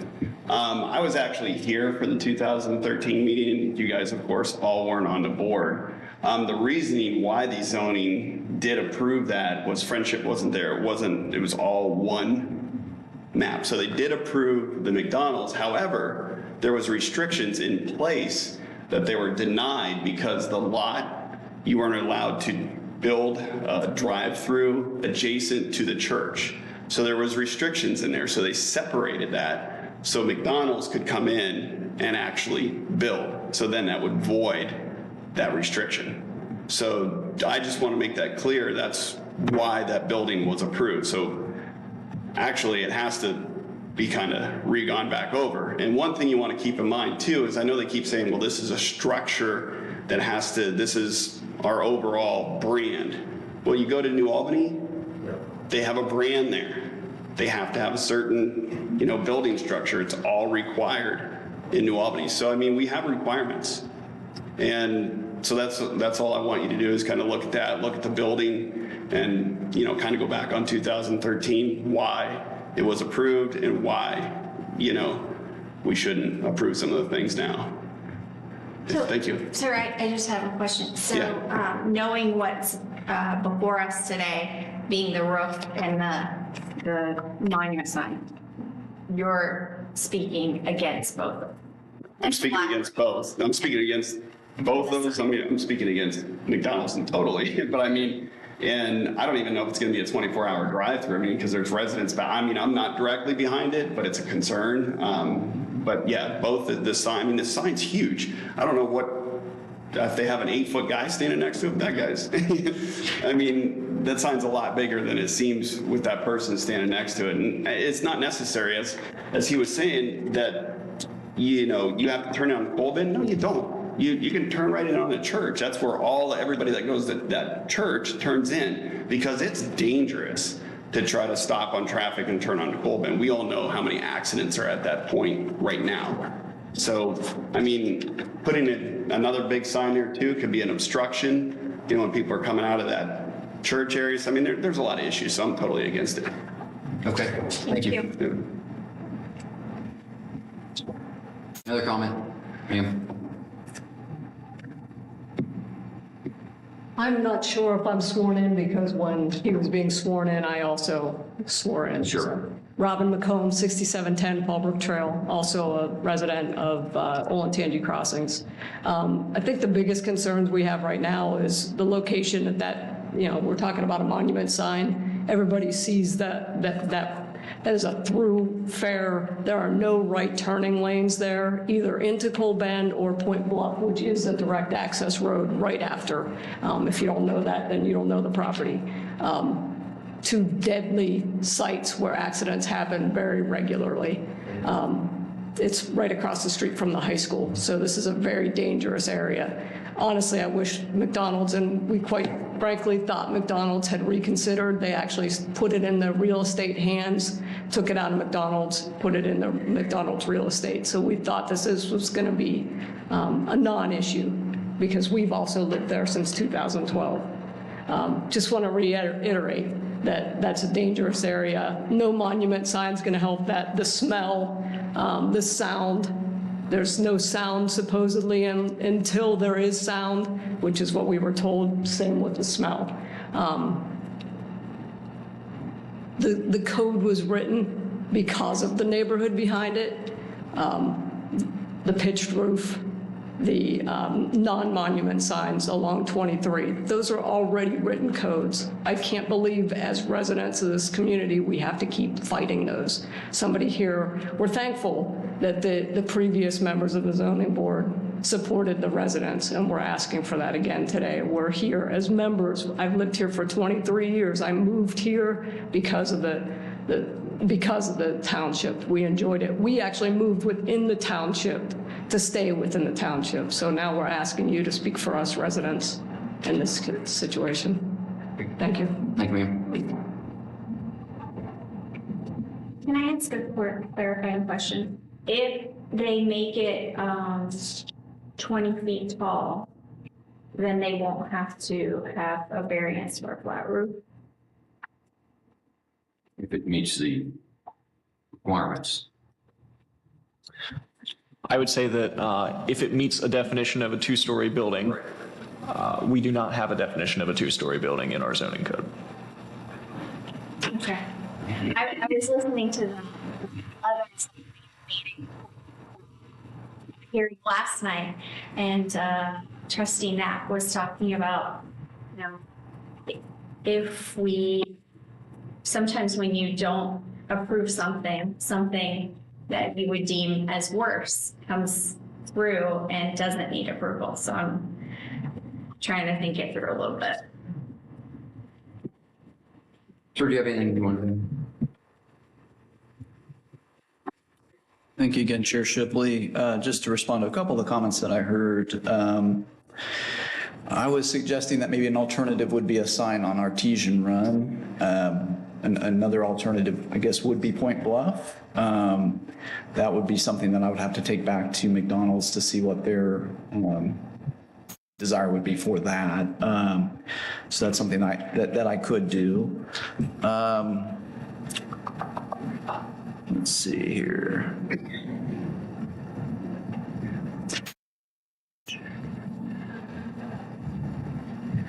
Just looking at the sign rendering of the monument sign, just to be correct on that or clear on that, the guy is 6 feet tall. It's just trying to show the scale of the sign. He's not 8 feet tall. And that's, I guess, all I have. If you have any other questions, again, happy to answer them. Question? Yeah, you have to step up the microphone so we can get it. I guess my question to McDonald's is, what's the point of Artesian Run? I mean, if you put a sign back there, who's going to see it? The neighborhood that's right behind Artesian? You know where Artesian even runs? Okay, so what would be the point of putting a big sign back there? I mean, it's not that, like we said, we want some of these establishments to come in, but it's to me, owning a business too, it's a waste of money to put a big sign where nobody's going to be traveling except most people trying to cut through or go around. But I think our issue here for the board tonight is the sign the way it's written. Either way, it shouldn't go in. So the sign of the request that's here in front of us tonight is really what we're discussing. If you have a different idea or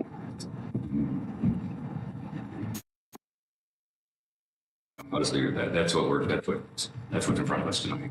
And I would say that's the alternative locations, Point Bluff or Artesian Run. Those will have different setbacks from those roads. Point Bluff is private. It's not a public road, but we would still have to meet setbacks from Artesian and from 23. If we put the sign as an identifier on Artesian Run, the setback would be different. It's not going to be 76 feet, so the size of that sign would be different. If I'm hearing that the board might consider a monument sign in a different location, I would ask that we continue until the next meeting to present some other alternatives for that portion of it. Yeah, and I don't want to lead you down that path. I don't want you to hear that the board may consider that, because that's not something we can consider. It's not in front of us, so we can't do that. And it could be a different mix of board members anyway. Absolutely right. So, and it would be a different request. So we couldn't address that even if we wanted to. That's fair, and it might not even need a variance. Is what I'm hearing. So yes, I don't want you to think that I'm leading you down that path. I'm not. So the only thing we can look at tonight is exactly what's in front of us. If you decided that you wanted to do something different, then you have options with that. Not tonight, but you have options to continue something along those lines if that's something that you wanted to do as you've seen us do before. But I don't want you to think the board is leading you any direction, because that's not our intent at all. Thank you. So it's important. Just one second.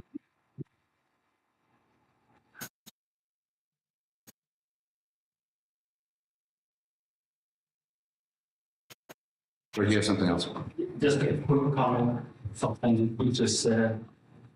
I think you said, so forgive me if I'm speaking wrong here. You said that Artesian was not a public, it was a private road? Point Bluff is not a private road, it is public road. It's public, it's maintained by the city for plowing, and they just paved the surface. That is a public road. The only part that's private is when you go through the gates of the subdivision into the neighborhood, that becomes a public road at that point there. I'm very, very clear on that because we've had to deal with that in the past as neighborhoods of what was public and what was private. And the board corrected us at that.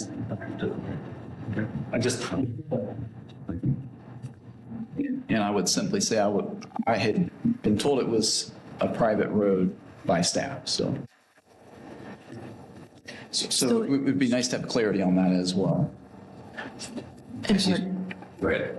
I was going to say, so it sounds like the hope or the one possible consideration is the applicant might have some additional options. Thank you. For the board. And Robin and I were kind of talking about potential process for the monument sign. Sounds like you need to do some homework, figure out possible locations and that type of thing. My thought would be for the entire application to be continued. I think that's probably some good advice. If that, and I think you mentioned that possibility of looking at some other options. So again, and so what she mentioned is that you could, if you want, ask for a continuation of the package, as we did previously, to the next board meeting, for example, give you some time to look through that and see if there's something else that you want to come up with. Clarification, the monument sign portion, or are you saying? I think the board is just looking for clarification on the monument sign. I'm reading faces. And in terms of location, just since there are 3 items, 2 of them are related to the monument sign, it just kind of administratively might make sense to request a continuance for the whole application. Including the building? Including the building height.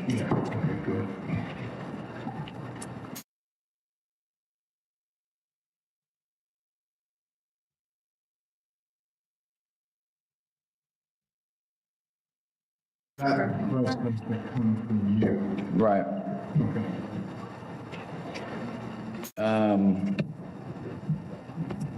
Okay.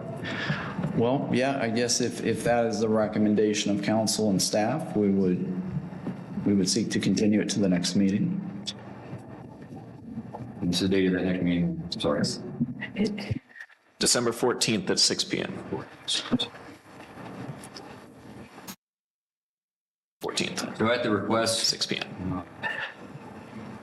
of Mr. Dorman, I would make a motion that for continuance of VACU 2324 in its entirety to the 14 December 2023, 6 p.m. Board of Zoning Appeals meeting. Motion to continue made by Mr. Shipley, seconded by Mr. Treves. Those voting, Mr. Shipley? Yes. Mr. Treves? Yes. Ms. Ross? Ms. Neff? Yes. Mr. Pax? Motion carries. Thank you. Thank you. Thank you.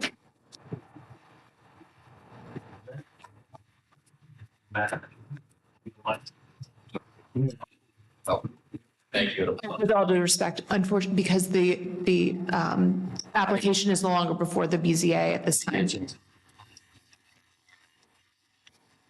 So the applicant has requested that it be continued, and there will be an additional opportunity for public comment when it is.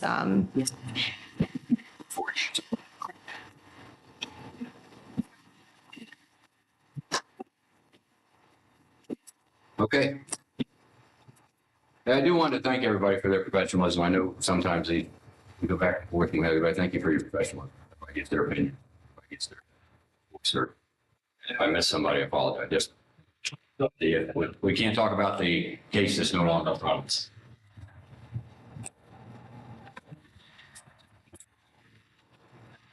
Please come up to the mic regardless of choice. And I asked, and you did answer that. Again, my name is John Beatty, 6726 Fallbrook Drive. I was sworn in. Some of us are back here talking we made a specific time to come out and address these particular items that were in here.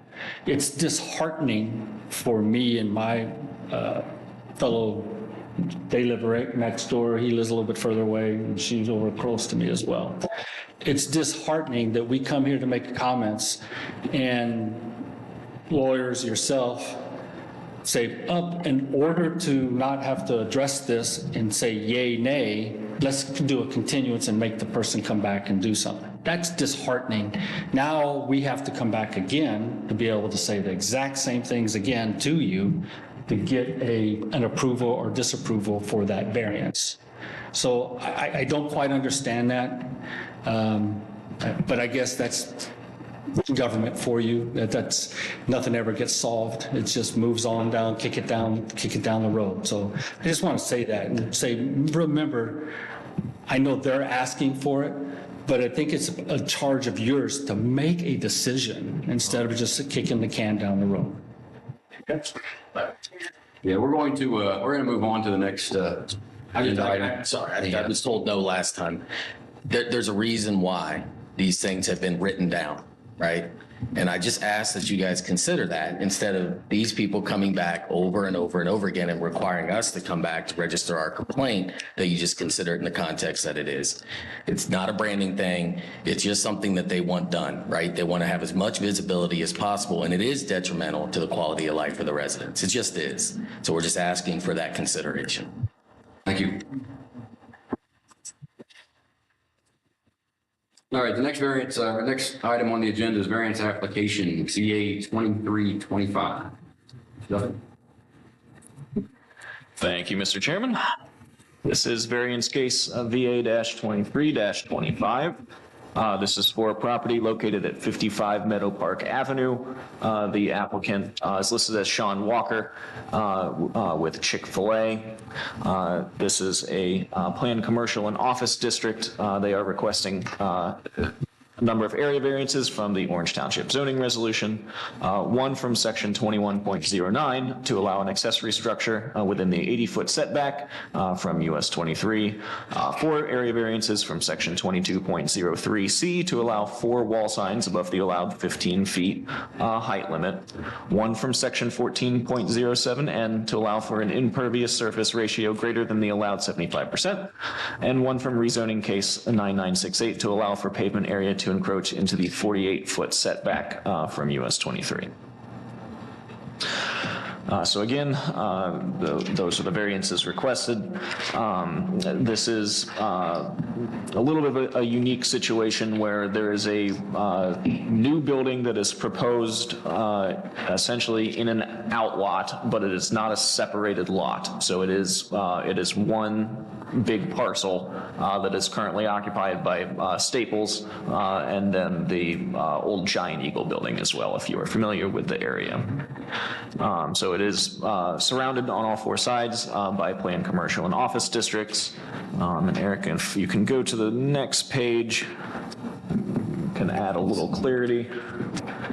So on that, you can see the zoomed in parcel. So it's the entire parcel that is what we're legally considering.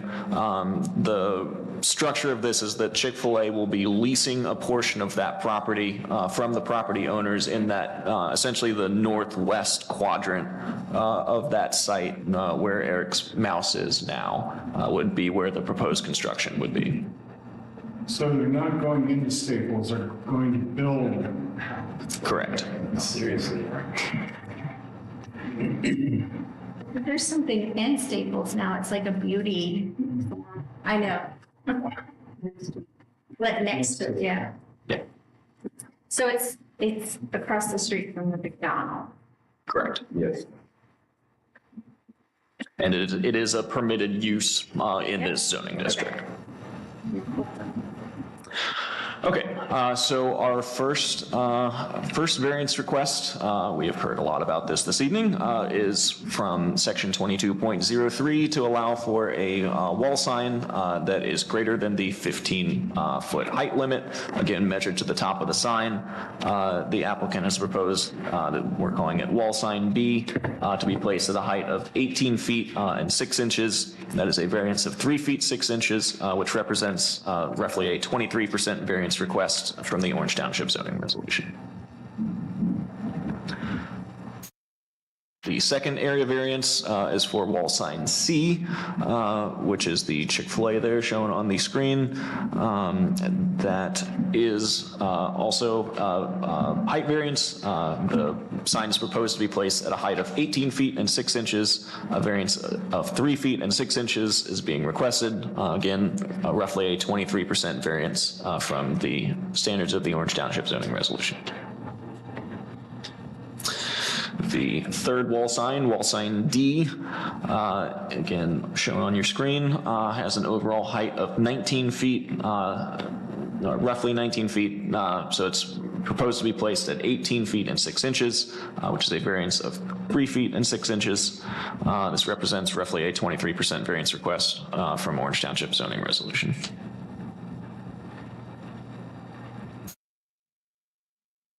The fourth wall sign is wall sign E, again, 18 feet and 6 inches, variance of 3 feet and 6 inches, roughly a 23% variance request from the zoning resolution.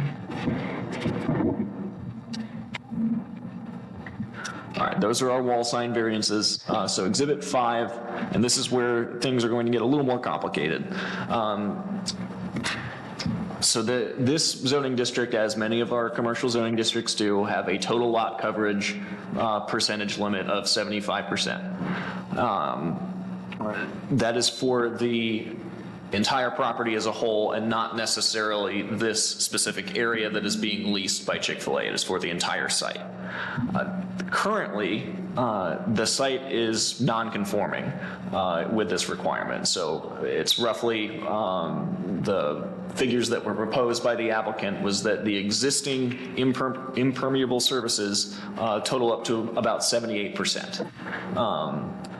There would be some additional impervious surfaces with this new construction, which would raise it essentially 3%, which would bring the total impervious surface of the area to 81%. That would not meet the above requirement. Again, it is currently non-compliant at 78%. So if we're doing that math, that's a 6% variance over the 75% allowed should this construction go through. Exhibit 6 is an accessory structure within the required 80-foot setback from US 23. So you can see kind of in the center there where it's a little hard to see on the screen, but C, B, D, and E, those are essentially the outlines of the building.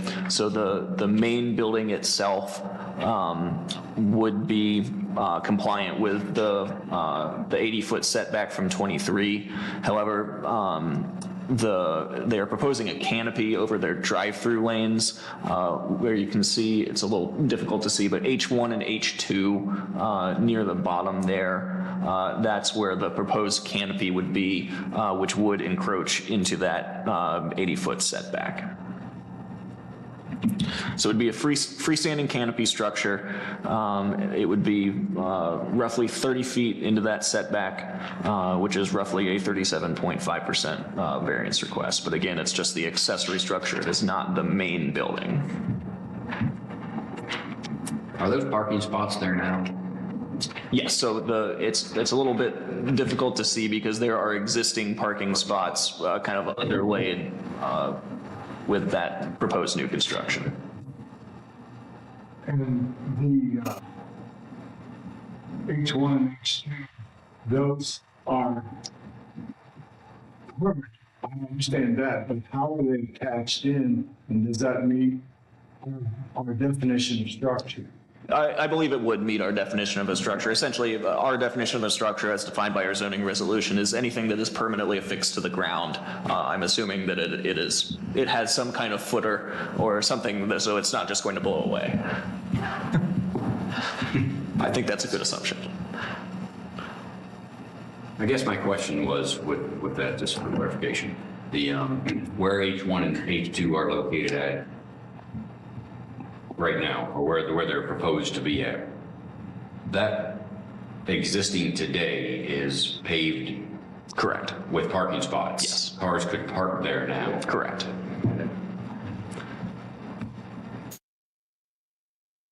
All right, and now we get even more complicated. Eric, if you can go down another page.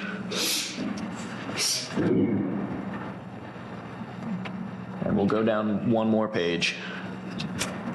Oh. So I think, yeah, you need the other.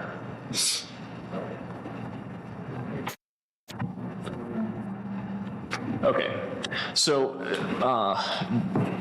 this was a recent finding, so I did email the board about this kind of within the last 24 hours, that we discovered it was kind of very deep in the development plan that there's also a parking setback that is part of this property that really we were not aware of and the applicant was not aware of until very recently.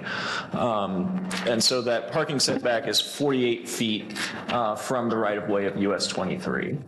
And so this snip kind of gives you a decent idea where the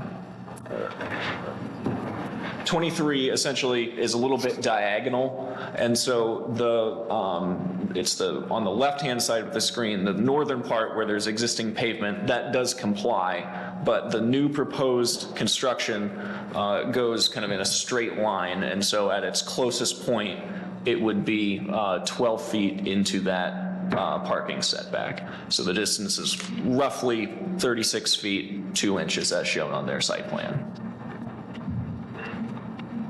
So and that would be roughly 12 feet, which is a 25% variance request.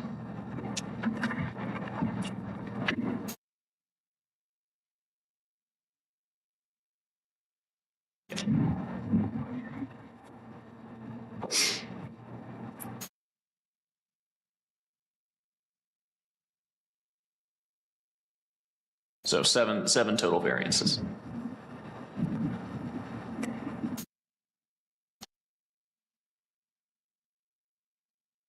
Yes, the one concern I have, I'm looking at the site plan that's provided by the applicant. And I understand the breach and encroachment on 23, that's very clear. I'm looking at the the north side of the site, the proposed development there, in particular to where the existing parking is. And if I'm reading this plan correctly, it is significant extension to the north of paved, asphalt, basically, where there is lawn area. Yeah. Is that, so is there an easement or a setback? I see a 50-foot building setback. Is there any type of parking setback along? Let me pull up the development text.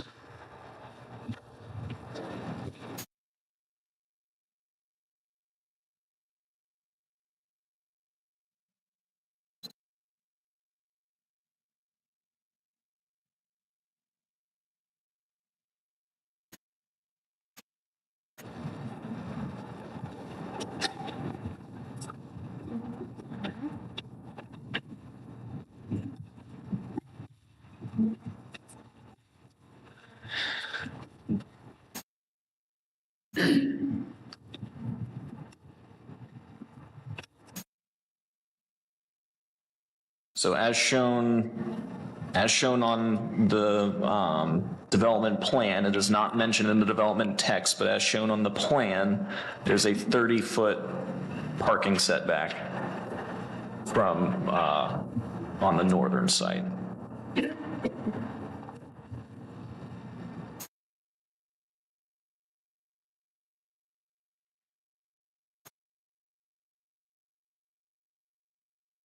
So again, you were saying there's a 30-foot Correct. parking on the north parking property, like north property on the road. Correct. I don't see a dimension on here, so I can't tell how close that corner turn is there, but there's a radius of 20 feet from the inside, 15 feet.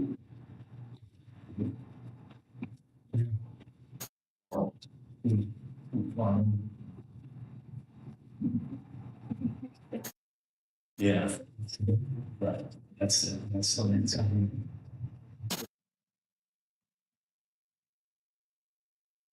I don't know. I'm only bringing that up. I'm trying to understand the full breadth of the engagement and the extent beyond the setbacks. I understand clearly your presentation and what we're seeing on the south. Excuse me, against 23 would be the west. The west. But still is slowly getting a breadth and understanding of what we're dealing with.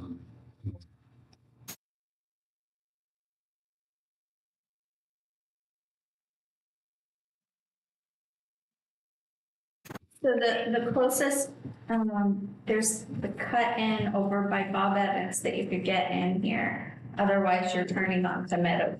Correct. From 23. Correct. Correct.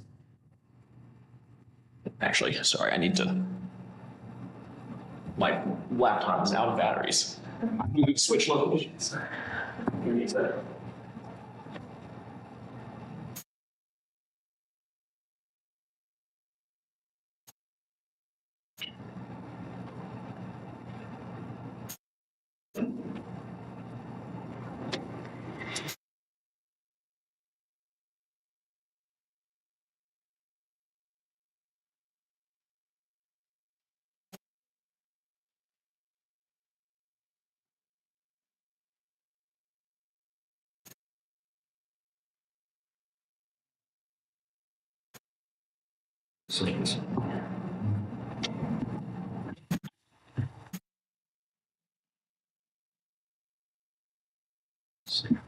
Just turn that in your view.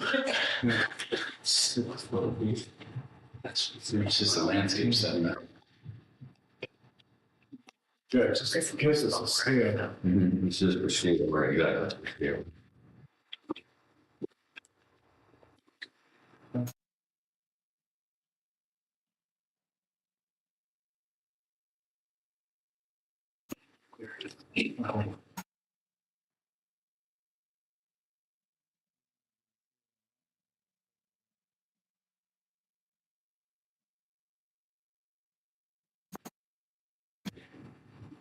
I'm booting up. While I'm booting up, I have a question for Ms. Donnan.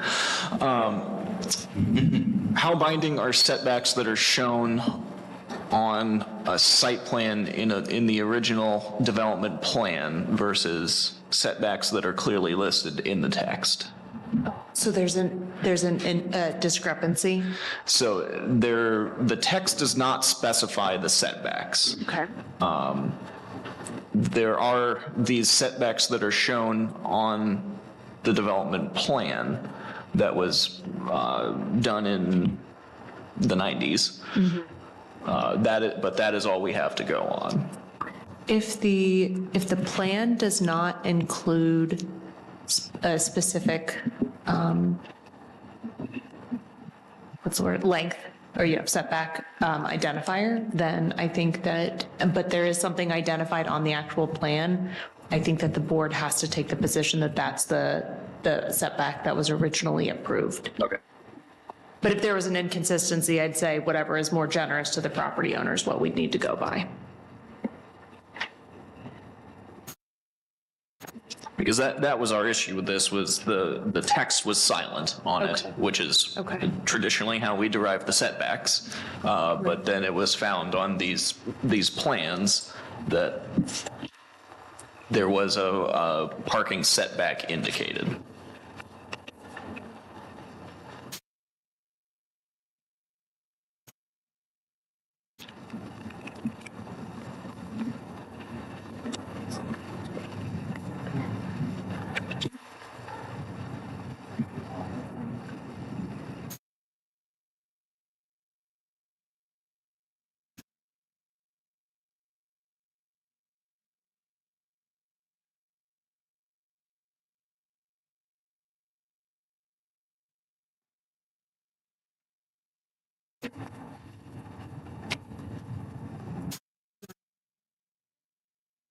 I'm sorry, Mr. Tucker, you finished? I am, so if you can give me 1 second, I can measure, the distance between. I wasn't trying to keep you on hold, sir. I just wanted to make sure that he was. Yeah, please. Oh, good.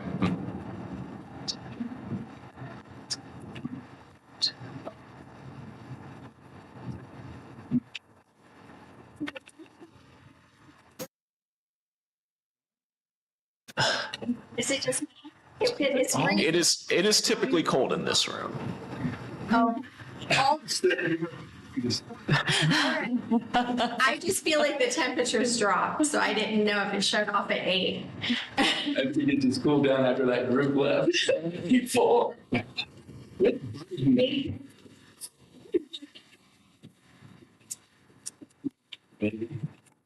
All right, so assuming that there is the 30-foot parking setback from on the north side, I've measured the site plan provided by the applicant, so there would be a 17 feet and 1.5 inch distance between the proposed. Sorry. That would be the distance, so it would be 12 feet, 12, almost 13.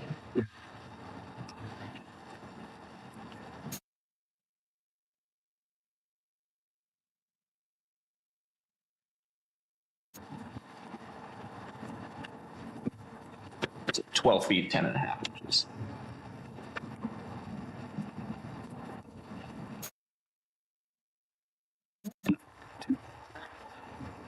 Into a 30-foot. Yeah.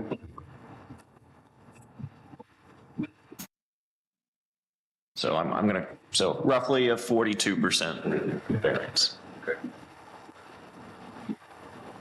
All right. Now that we have our facts straight for the moment, Mr. Bill Skiba is here on behalf of the applicant. Thank you, been here long enough. State your name, address, and say from you. Oh, sure thing. First, thank you all. My name is Bill Skiba, civil engineer with Kimley Moore. I'm at 7965 North High Street. I have been sworn in. Thank you. And name and information are over there on the side. Just want to thank you, Chair Shipley, and the rest of the board, along with Robin. Your patience is monumental, and we really appreciate the level of coordination and transparency to this point. I want to start by addressing the recent discovery as it relates to parking and landscape setbacks with the adjacencies to both 23 and Meadow Park Ave. It was not our intent when developing this site initially at all to find ourselves in this situation. We engaged in pre-development meetings with Mr. Duffy and other members of local development organizations, county, Delco, et cetera. We really try to do our homework on this and dig into what we can and cannot do. So to find ourselves in this situation, I just want to make very clear, this was not our intent, and we do apologize for the fact that this is even something that we're discussing. But that being said, I think that given the nature of the other variances being under that 25% kind of threshold that has been discussed, and I also want to put forward, I'm not aware if that's a hard, fast rule or just general policy within the township, but we're hoping that given the limited nature of some of the height variances that we're requesting on the signage, being 18.5 foot, 3.5 above the 15-foot requirement, that those can be looked on favorably. Part of the reason why those are in excess of the height is if you look at some of these signage renderings, you'll notice that there are some architectural elements that the awnings do tie into. So given the nature of where those are tying in the whole machinations of the building, we are looking to center the signage between the parapet, which we've raised above proto in order to match the 20-foot requirement, meet the 20-foot requirement, in order to have a visually appealing building with not signage that just looks off-center in relation to some of the articulation that is on there elsewise. With the impervious coverage variance that we're requesting, our site within the lease area, we're going to be below the standard. We're coming in at around, I believe, 71%. And just, I don't want to speak for the landlord, but I do not want Chick-fil-A to be held responsible and liable for the remainder of the development. It would be our expectation and understanding that any future out-parcel subdivisions, et cetera, that the landlord would wish to pursue, any of those developments, therefore, would have to meet the standard of which that is provided within the zoning code. So with what we're doing, we're trying to meet compliance. We're keeping that to 71. And given the nature of just the late catch of those setbacks buried deep within that development plan. We're hoping that there could be some leniency applied, given that, 12 and a half foot or 13 foot, encroachment into the setback. I mean, that's going to be above that 25% threshold. So we're willing to work with y'all. Would love to hear your comments and positions on, what y'all think about the site, and happy to answer any questions as it relates to the site development or things that may be related to Chick-fil-A. Thank you. Questions? I guess my main question is around the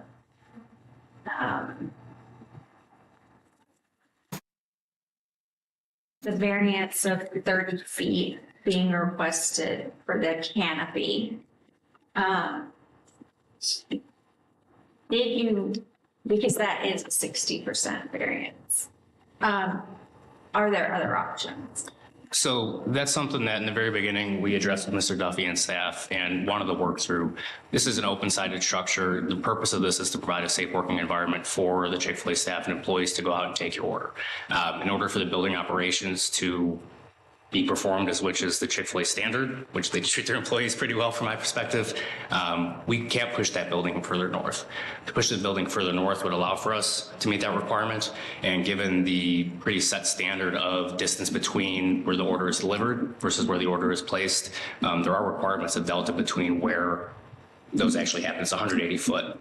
So we can't really, if we push that further to the west, we're still going to be in that setback. And if we push the entire site north, what we're going to find is that the constraints on parking, the constraints on being able to actually get folks onto the site would be too constrained in order to prevent the building from operating and the business from operating as per what Chick-fil-A is looking for here. Those are Chick-fil-A standards, correct? Yes, and the Chick-fil-A standards specifically that I'm talking about are related to parking count on site. Chick-fil-A is working with the landlord in order to pursue shared parking agreement in order to get more parking to meet their standard, but Chick-fil-A's are busy. They don't want traffic spilling out into the adjacent development, into the adjacent businesses. They want to keep everything on site. So they, have gone through rigorous nationwide review on, really what those numbers are that they need to hit in order to keep that traffic on site, not spill off, and be able to serve their customers and clients in a way that befits a Chick-fil-A. And if I can clarify something for the board, there was an error in the staff report. So I want to apologize for that and clarify. So the variance is 30 feet into the 80-foot setback for the proposed canopy. That's a 37.5% variance, not a 60% variance. That was our mistake. 37.5 by 60. Is that what you said? It's 37, so it's 30 feet into the 80-foot setback. Right. So the percentage is The percentage is 37.5. incorrect. Correct. Right. Okay. The percentage is 37.5. Correct. By 60 instead of 60. Yeah, correct. Okay, Yes. okay. The vice thing.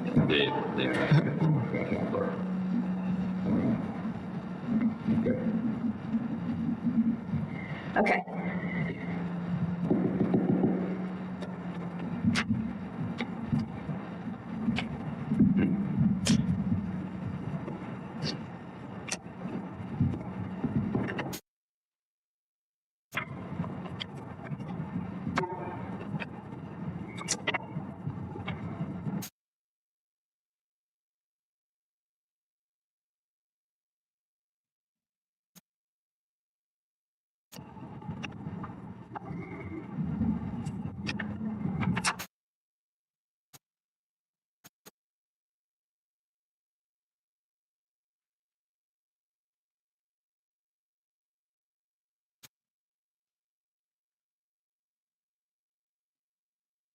Is the setback one or two variances?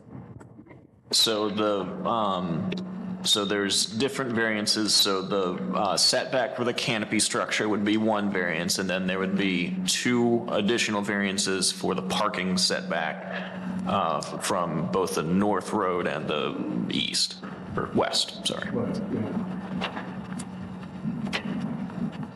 So three total setback variances, one for the canopy, two for pavement.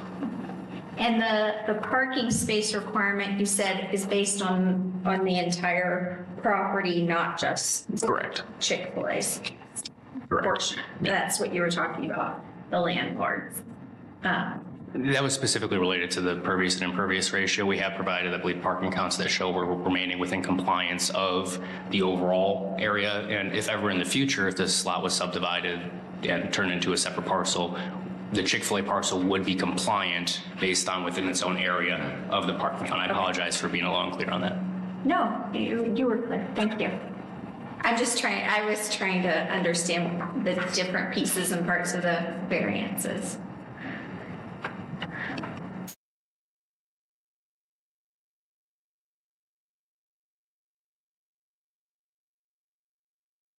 Any other questions? Last chance. Comment. Nobody else. Make a motion. So we have, I think quite a few of these to work through. Yes. That's great. Okay. First line. Okay. I make a motion to, based on these factors, I move to approve case number VA 23-25 for the property located at 55 Meadow Park Avenue, Listener, Ohio 43035, seeking one area variance from Orange Township zoning resolution, section 22.03C, to allow for the wall sign identified in this report as wall sign B to be 3 feet 6 inches above the allowed 15 feet in an area zoned planned commercial and office district. Motion made by Ms. Neff, seconded by Ms. Ross. Those voting, Mr. Shipley? Yes. Mr. Travis? Yeah. Ms. Ross? Ms. Neff? Yes. Mr. Pax? Yeah. Motion carries. And I'll make a motion on the area variance request, wall sign C, based on the factors considered here. Make a motion to approve case number VA 2325, again for wall sign C, to allow for the wall sign identified in this report to be 3 feet 6 inches above the allowed 15 feet. Motion made by Mr. Shipley, seconded by Ms. Ross. Those voting, Mr. Shipley? Yes. Mr. Travis? Yeah. Ms. Ross? Ms. Neff? Yes. Mr. Pax? Motion carries.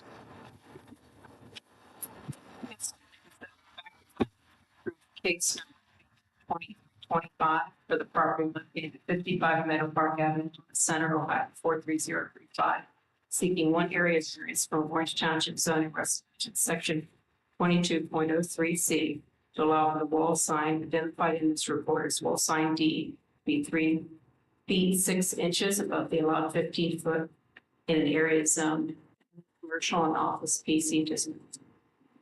Second. Motion made by Ms. Ross, seconded by Mr. Shipley. Those voting, Mr. Shipley? Yes. Mr. Travis? Yeah. Ms. Ross? Yes. Ms. Neff? Yes. Mr. Pax? Yeah. Motion carries.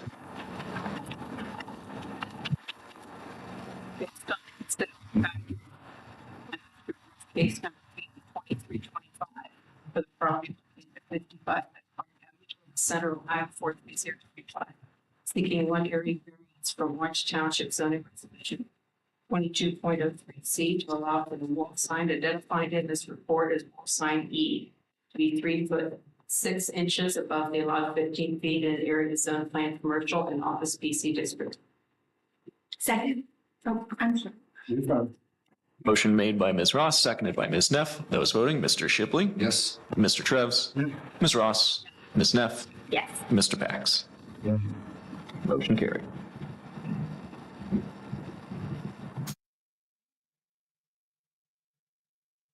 I move to approve, based on these factors, I move to approve case number VA 23-25 for the property located at 55 Meadow Park Avenue, Lewis Center, Ohio 43035, seeking an area variance from the rezoning case 9968 to allow for impervious surface ratio of 81% area of commercial and district.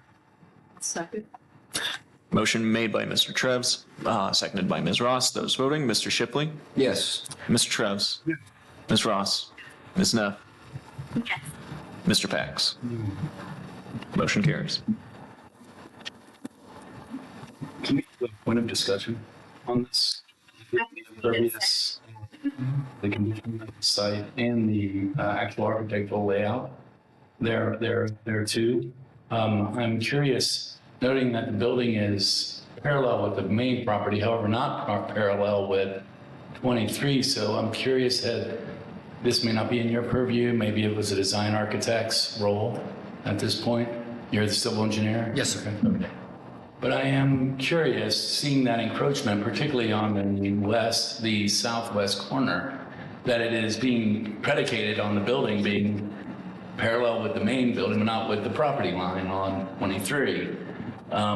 Was that even considered to, in essence, crank the building and basically siting it parallel so we wouldn't have that encroachment? You know, there are a few iterations that we went through on the site design prior to coming what we're coming up with right now. One of the prior iterations, we actually did have the drive-through lane parallel with the curb line, as you see there, in parallel with 23.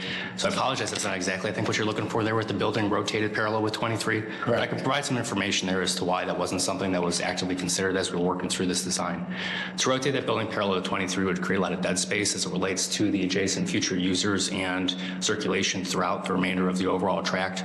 So we found ourselves between a rock and a hard place where we understand, hey, things are going to look better when they're parallel to the right-of-way. Parallel and perpendicular is one of my sticking points when I'm trying to train some of our younger engineers on, you know, how we want to create a tight site. And in this situation, we did find ourselves in a situation, for lack of a better word there, where we have a main user, which is pretty significant footprint that expands. I don't want to put a number on it, but it extends a fair amount down 23. That's a big visual that you're looking at there. So there's an element of we want the site to fit in and flow with the adjacent development along with potential future users, not to speak for that, but then also trying to fit it in a way where we were having it be parallel then with 23. The reason for which that we shifted away from having things be parallel to 23 was in order to provide better site circulation and water drive aisles in order to bring in the loading and unloading vehicles in order to service the building and keep those off of the surrounding lease area. So in doing that, what had happened was we had to shift the building slightly further south, which we had to update the orientation of then the drive-through lane in order to hit those minimum distances that went along with providing the proper spacing for order pickup and order placement. It's a very convoluted statement. I'm happy to dig into that with a little more nuance. I appreciate your thorough explanation on it. I frankly, I drive by this site all the time, and I also realize how peculiar, frankly, it's going to look where you've got that parking setback rolling along there to then all of a sudden here it checks out with that curve turn on that curve, and it's just very peculiar is just one way of looking at it, but it's just seems like, my God, could that have not been avoided to basically increase or decrease your impervious percentage, and keep the green space, which is a precious commodity anymore in Orange Township. That's just something that I'm just genuinely curious how that, and I understand all the factors that you're talking about on the impact of the parking to your dumpster enclosures up there on the east side of the property. It's just something I wasn't sure whether that had been studied and if it was impossible to go there. I just wanted to voice at least my concern on the easement or the variance request and the percentage of the impervious. That I find it a bit unfortunate, and that's a lot of asphalt, a lot of drive aisle. I mean, a lot. It looks like the Indianapolis 500 to me running around there. It's a lot of space, a lot of queuing. I guess that's part of the branding of Chick-fil-A, perhaps, but it's a lot. When compared to even McDonald's that we were just looking at, and people have issues with McDonald's. That's okay. That's their prerogative, but I just don't. It's just something I didn't know if the board if we had considered. The extent of that encroachment especially on the north, which is a significant amount of asphalt along where we have green space currently. So I wanted to just voice that, and the vote's taken, but I understand. I'll yield, but Thank you. yeah. Do we have one more? Yeah. Is that what you have? 6. So we will actually have 3 more total variances. 2 of them are not listed in the staff report.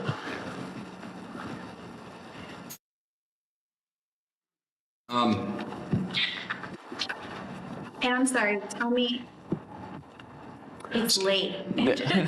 What are 7 and 8? So, What are the last 2? so Exhibit 6 is the building setback for the canopy. The other 2 would be the parking setbacks, one from US 23 and one from Meadow Park. And when I propose we do the building canopy first, and then I can give you the figures for the 2 parking setbacks so that we're all clear. And again, it's 37.5% That is- instead of 60%. That is correct. 30 feet into an 80 foot. Correct. 30 feet into an 80 foot into an 80 foot.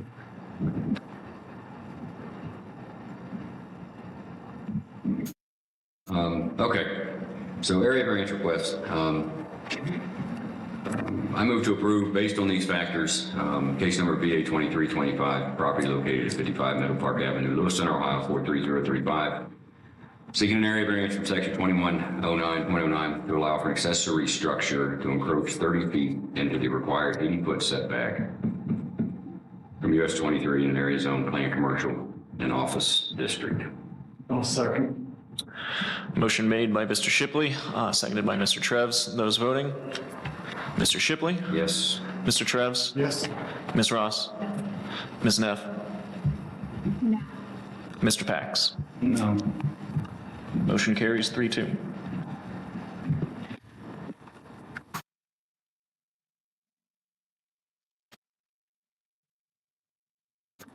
Yeah, we don't have to do that. All right. Yes. And Eric, do you have the updated one, the updated staff report that you can pull up that at least has the one from 23 that they can look at?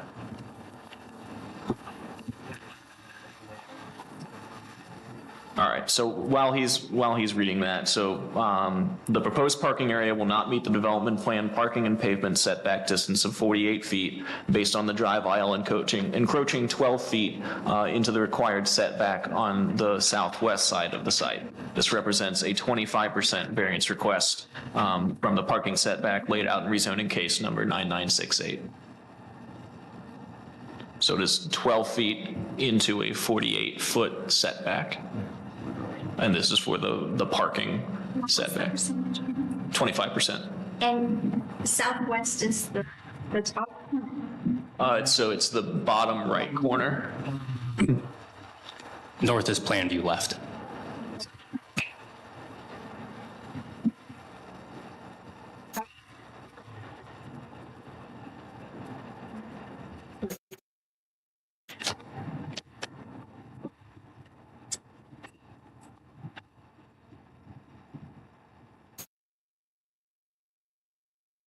And I'm sorry, can you read that one more time? What? It's, So it's it encroaches 12 feet into the 48-foot setback. So it's a 25% variance. That's a parking variance? Correct. Parking and pavement. Parking. Yeah, yes. Yeah.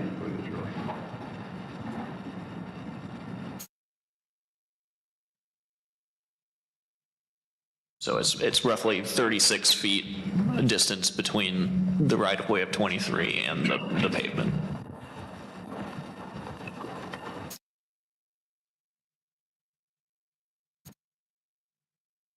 Okay. What would be its number? That's. I think Dash 26. that right? So I think you can do it as part of the same case, but just specify that it's a variance for the parking and pavement setback. Let's try this.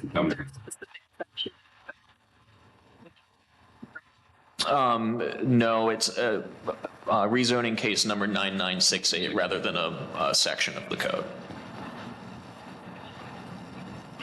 So check me on that. And if the person who's making the motion wants to borrow my screen where I have it pulled up, they're welcome. Go ahead. Is that all right?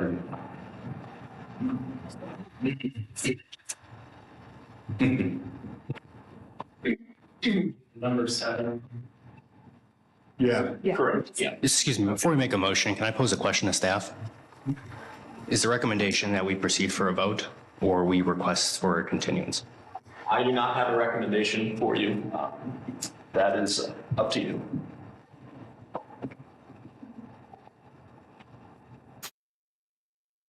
I have no comment based on that.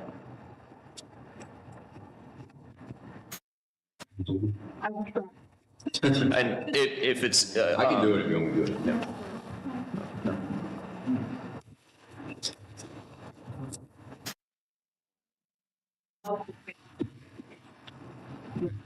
Yeah, I got it. Give me a second here.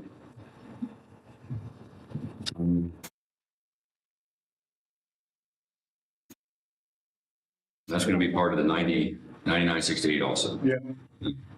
So, again, based on the factors, I move to approve case number VA 2325, taking area variance from rezoning case 9968, to allow a pavement variance 12 feet into the 48-foot setback in an area zone planned commercial and office district.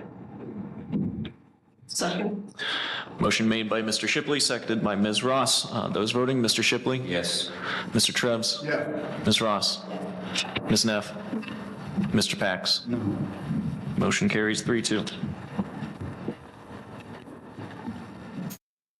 Last one. Correct. From Meadow Park. Same distance? No. So it is 12 feet into a 30. Yeah.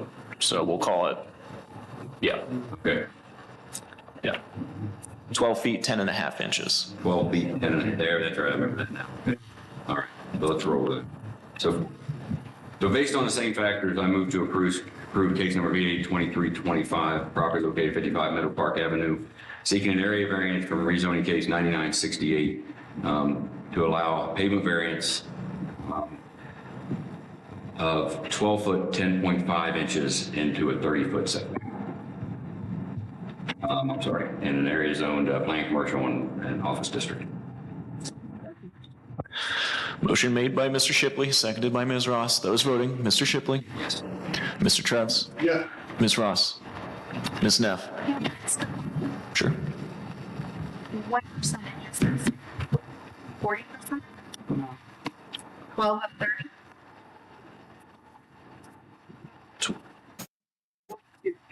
That's what I thought. Yeah, 42%. Mr. Pax? No, I'm confused with this plan that was included. Is this what the issue is with the revisions? Thank you. May I approach and take a look at what you're looking at? That's in the exhibits. Yes.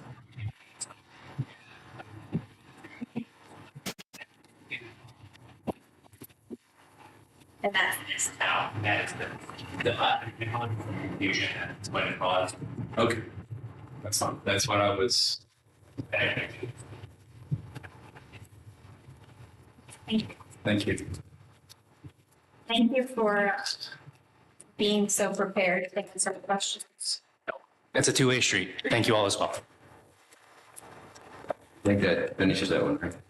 That finishes this variance case, yes. Thank you, sir. Appreciate it. Thank you all. All right, last thing we have on the agenda, approval of minutes, October 19th, 2023 minutes, VA 2320 and 2321. I sent you my input. I did receive correspondence from Mr. Shipley and Ms. Ross with no corrections from Mr. Shipley and corrections from Ms. Ross. Did anybody have any additional corrections from the previous meeting minutes? I'll make a motion to approve the minutes as amended from the October 19th, 2023 meeting, VA 23, 20 and VA 23. Motion to approve the minutes made by Mr. Shipley, seconded by Ms. Ross. Those voting, Mr. Shipley. Yes. Mr. Trevs. Ms. Ross. Ms. Neff. Yes. Mr. Pax. Anything else? So one bit of housekeeping that I want to mention. So as most of you are probably aware, and if you're not aware, then I will remind you, we are looking at rewriting our entire zoning code. I did email that out to the board recently. Obviously, that's a very dense document. And Mr. Pax, I don't know if I sent that to you yet, but I can as well. I think we will bring it to you at some point in the next few months for kind of a general discussion, but I would also like to meet with any one of you individually to talk about that. I would love to get your feedback. That can take a variety of forms. That, if you want to just read through it, type up an email and send it to me, great. If you want to meet for coffee, great. If you want to come into the office, have a meeting with me, great. If you want to have a Zoom call, great. If you want to have a cold beverage with me after work and talk about it, that's also great. Whatever works for all of you and your schedules, I would love your feedback. So we are looking at, staff has taken this essentially as far as we can with our review. We're starting to take it to legal counsel, to a meeting with our trustees individually to get their feedback, and with some of our county partners as well. And we're hoping to launch that adoption process January or February of next year. So that will be coming down the pipeline. So I know it's the holiday season, everybody is busy, but if you have time out of your day to talk about new zoning rules, I would love to chat about that with each of you.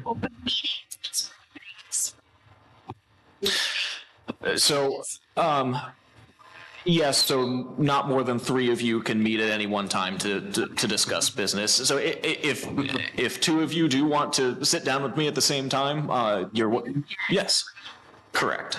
It cannot be a voting majority.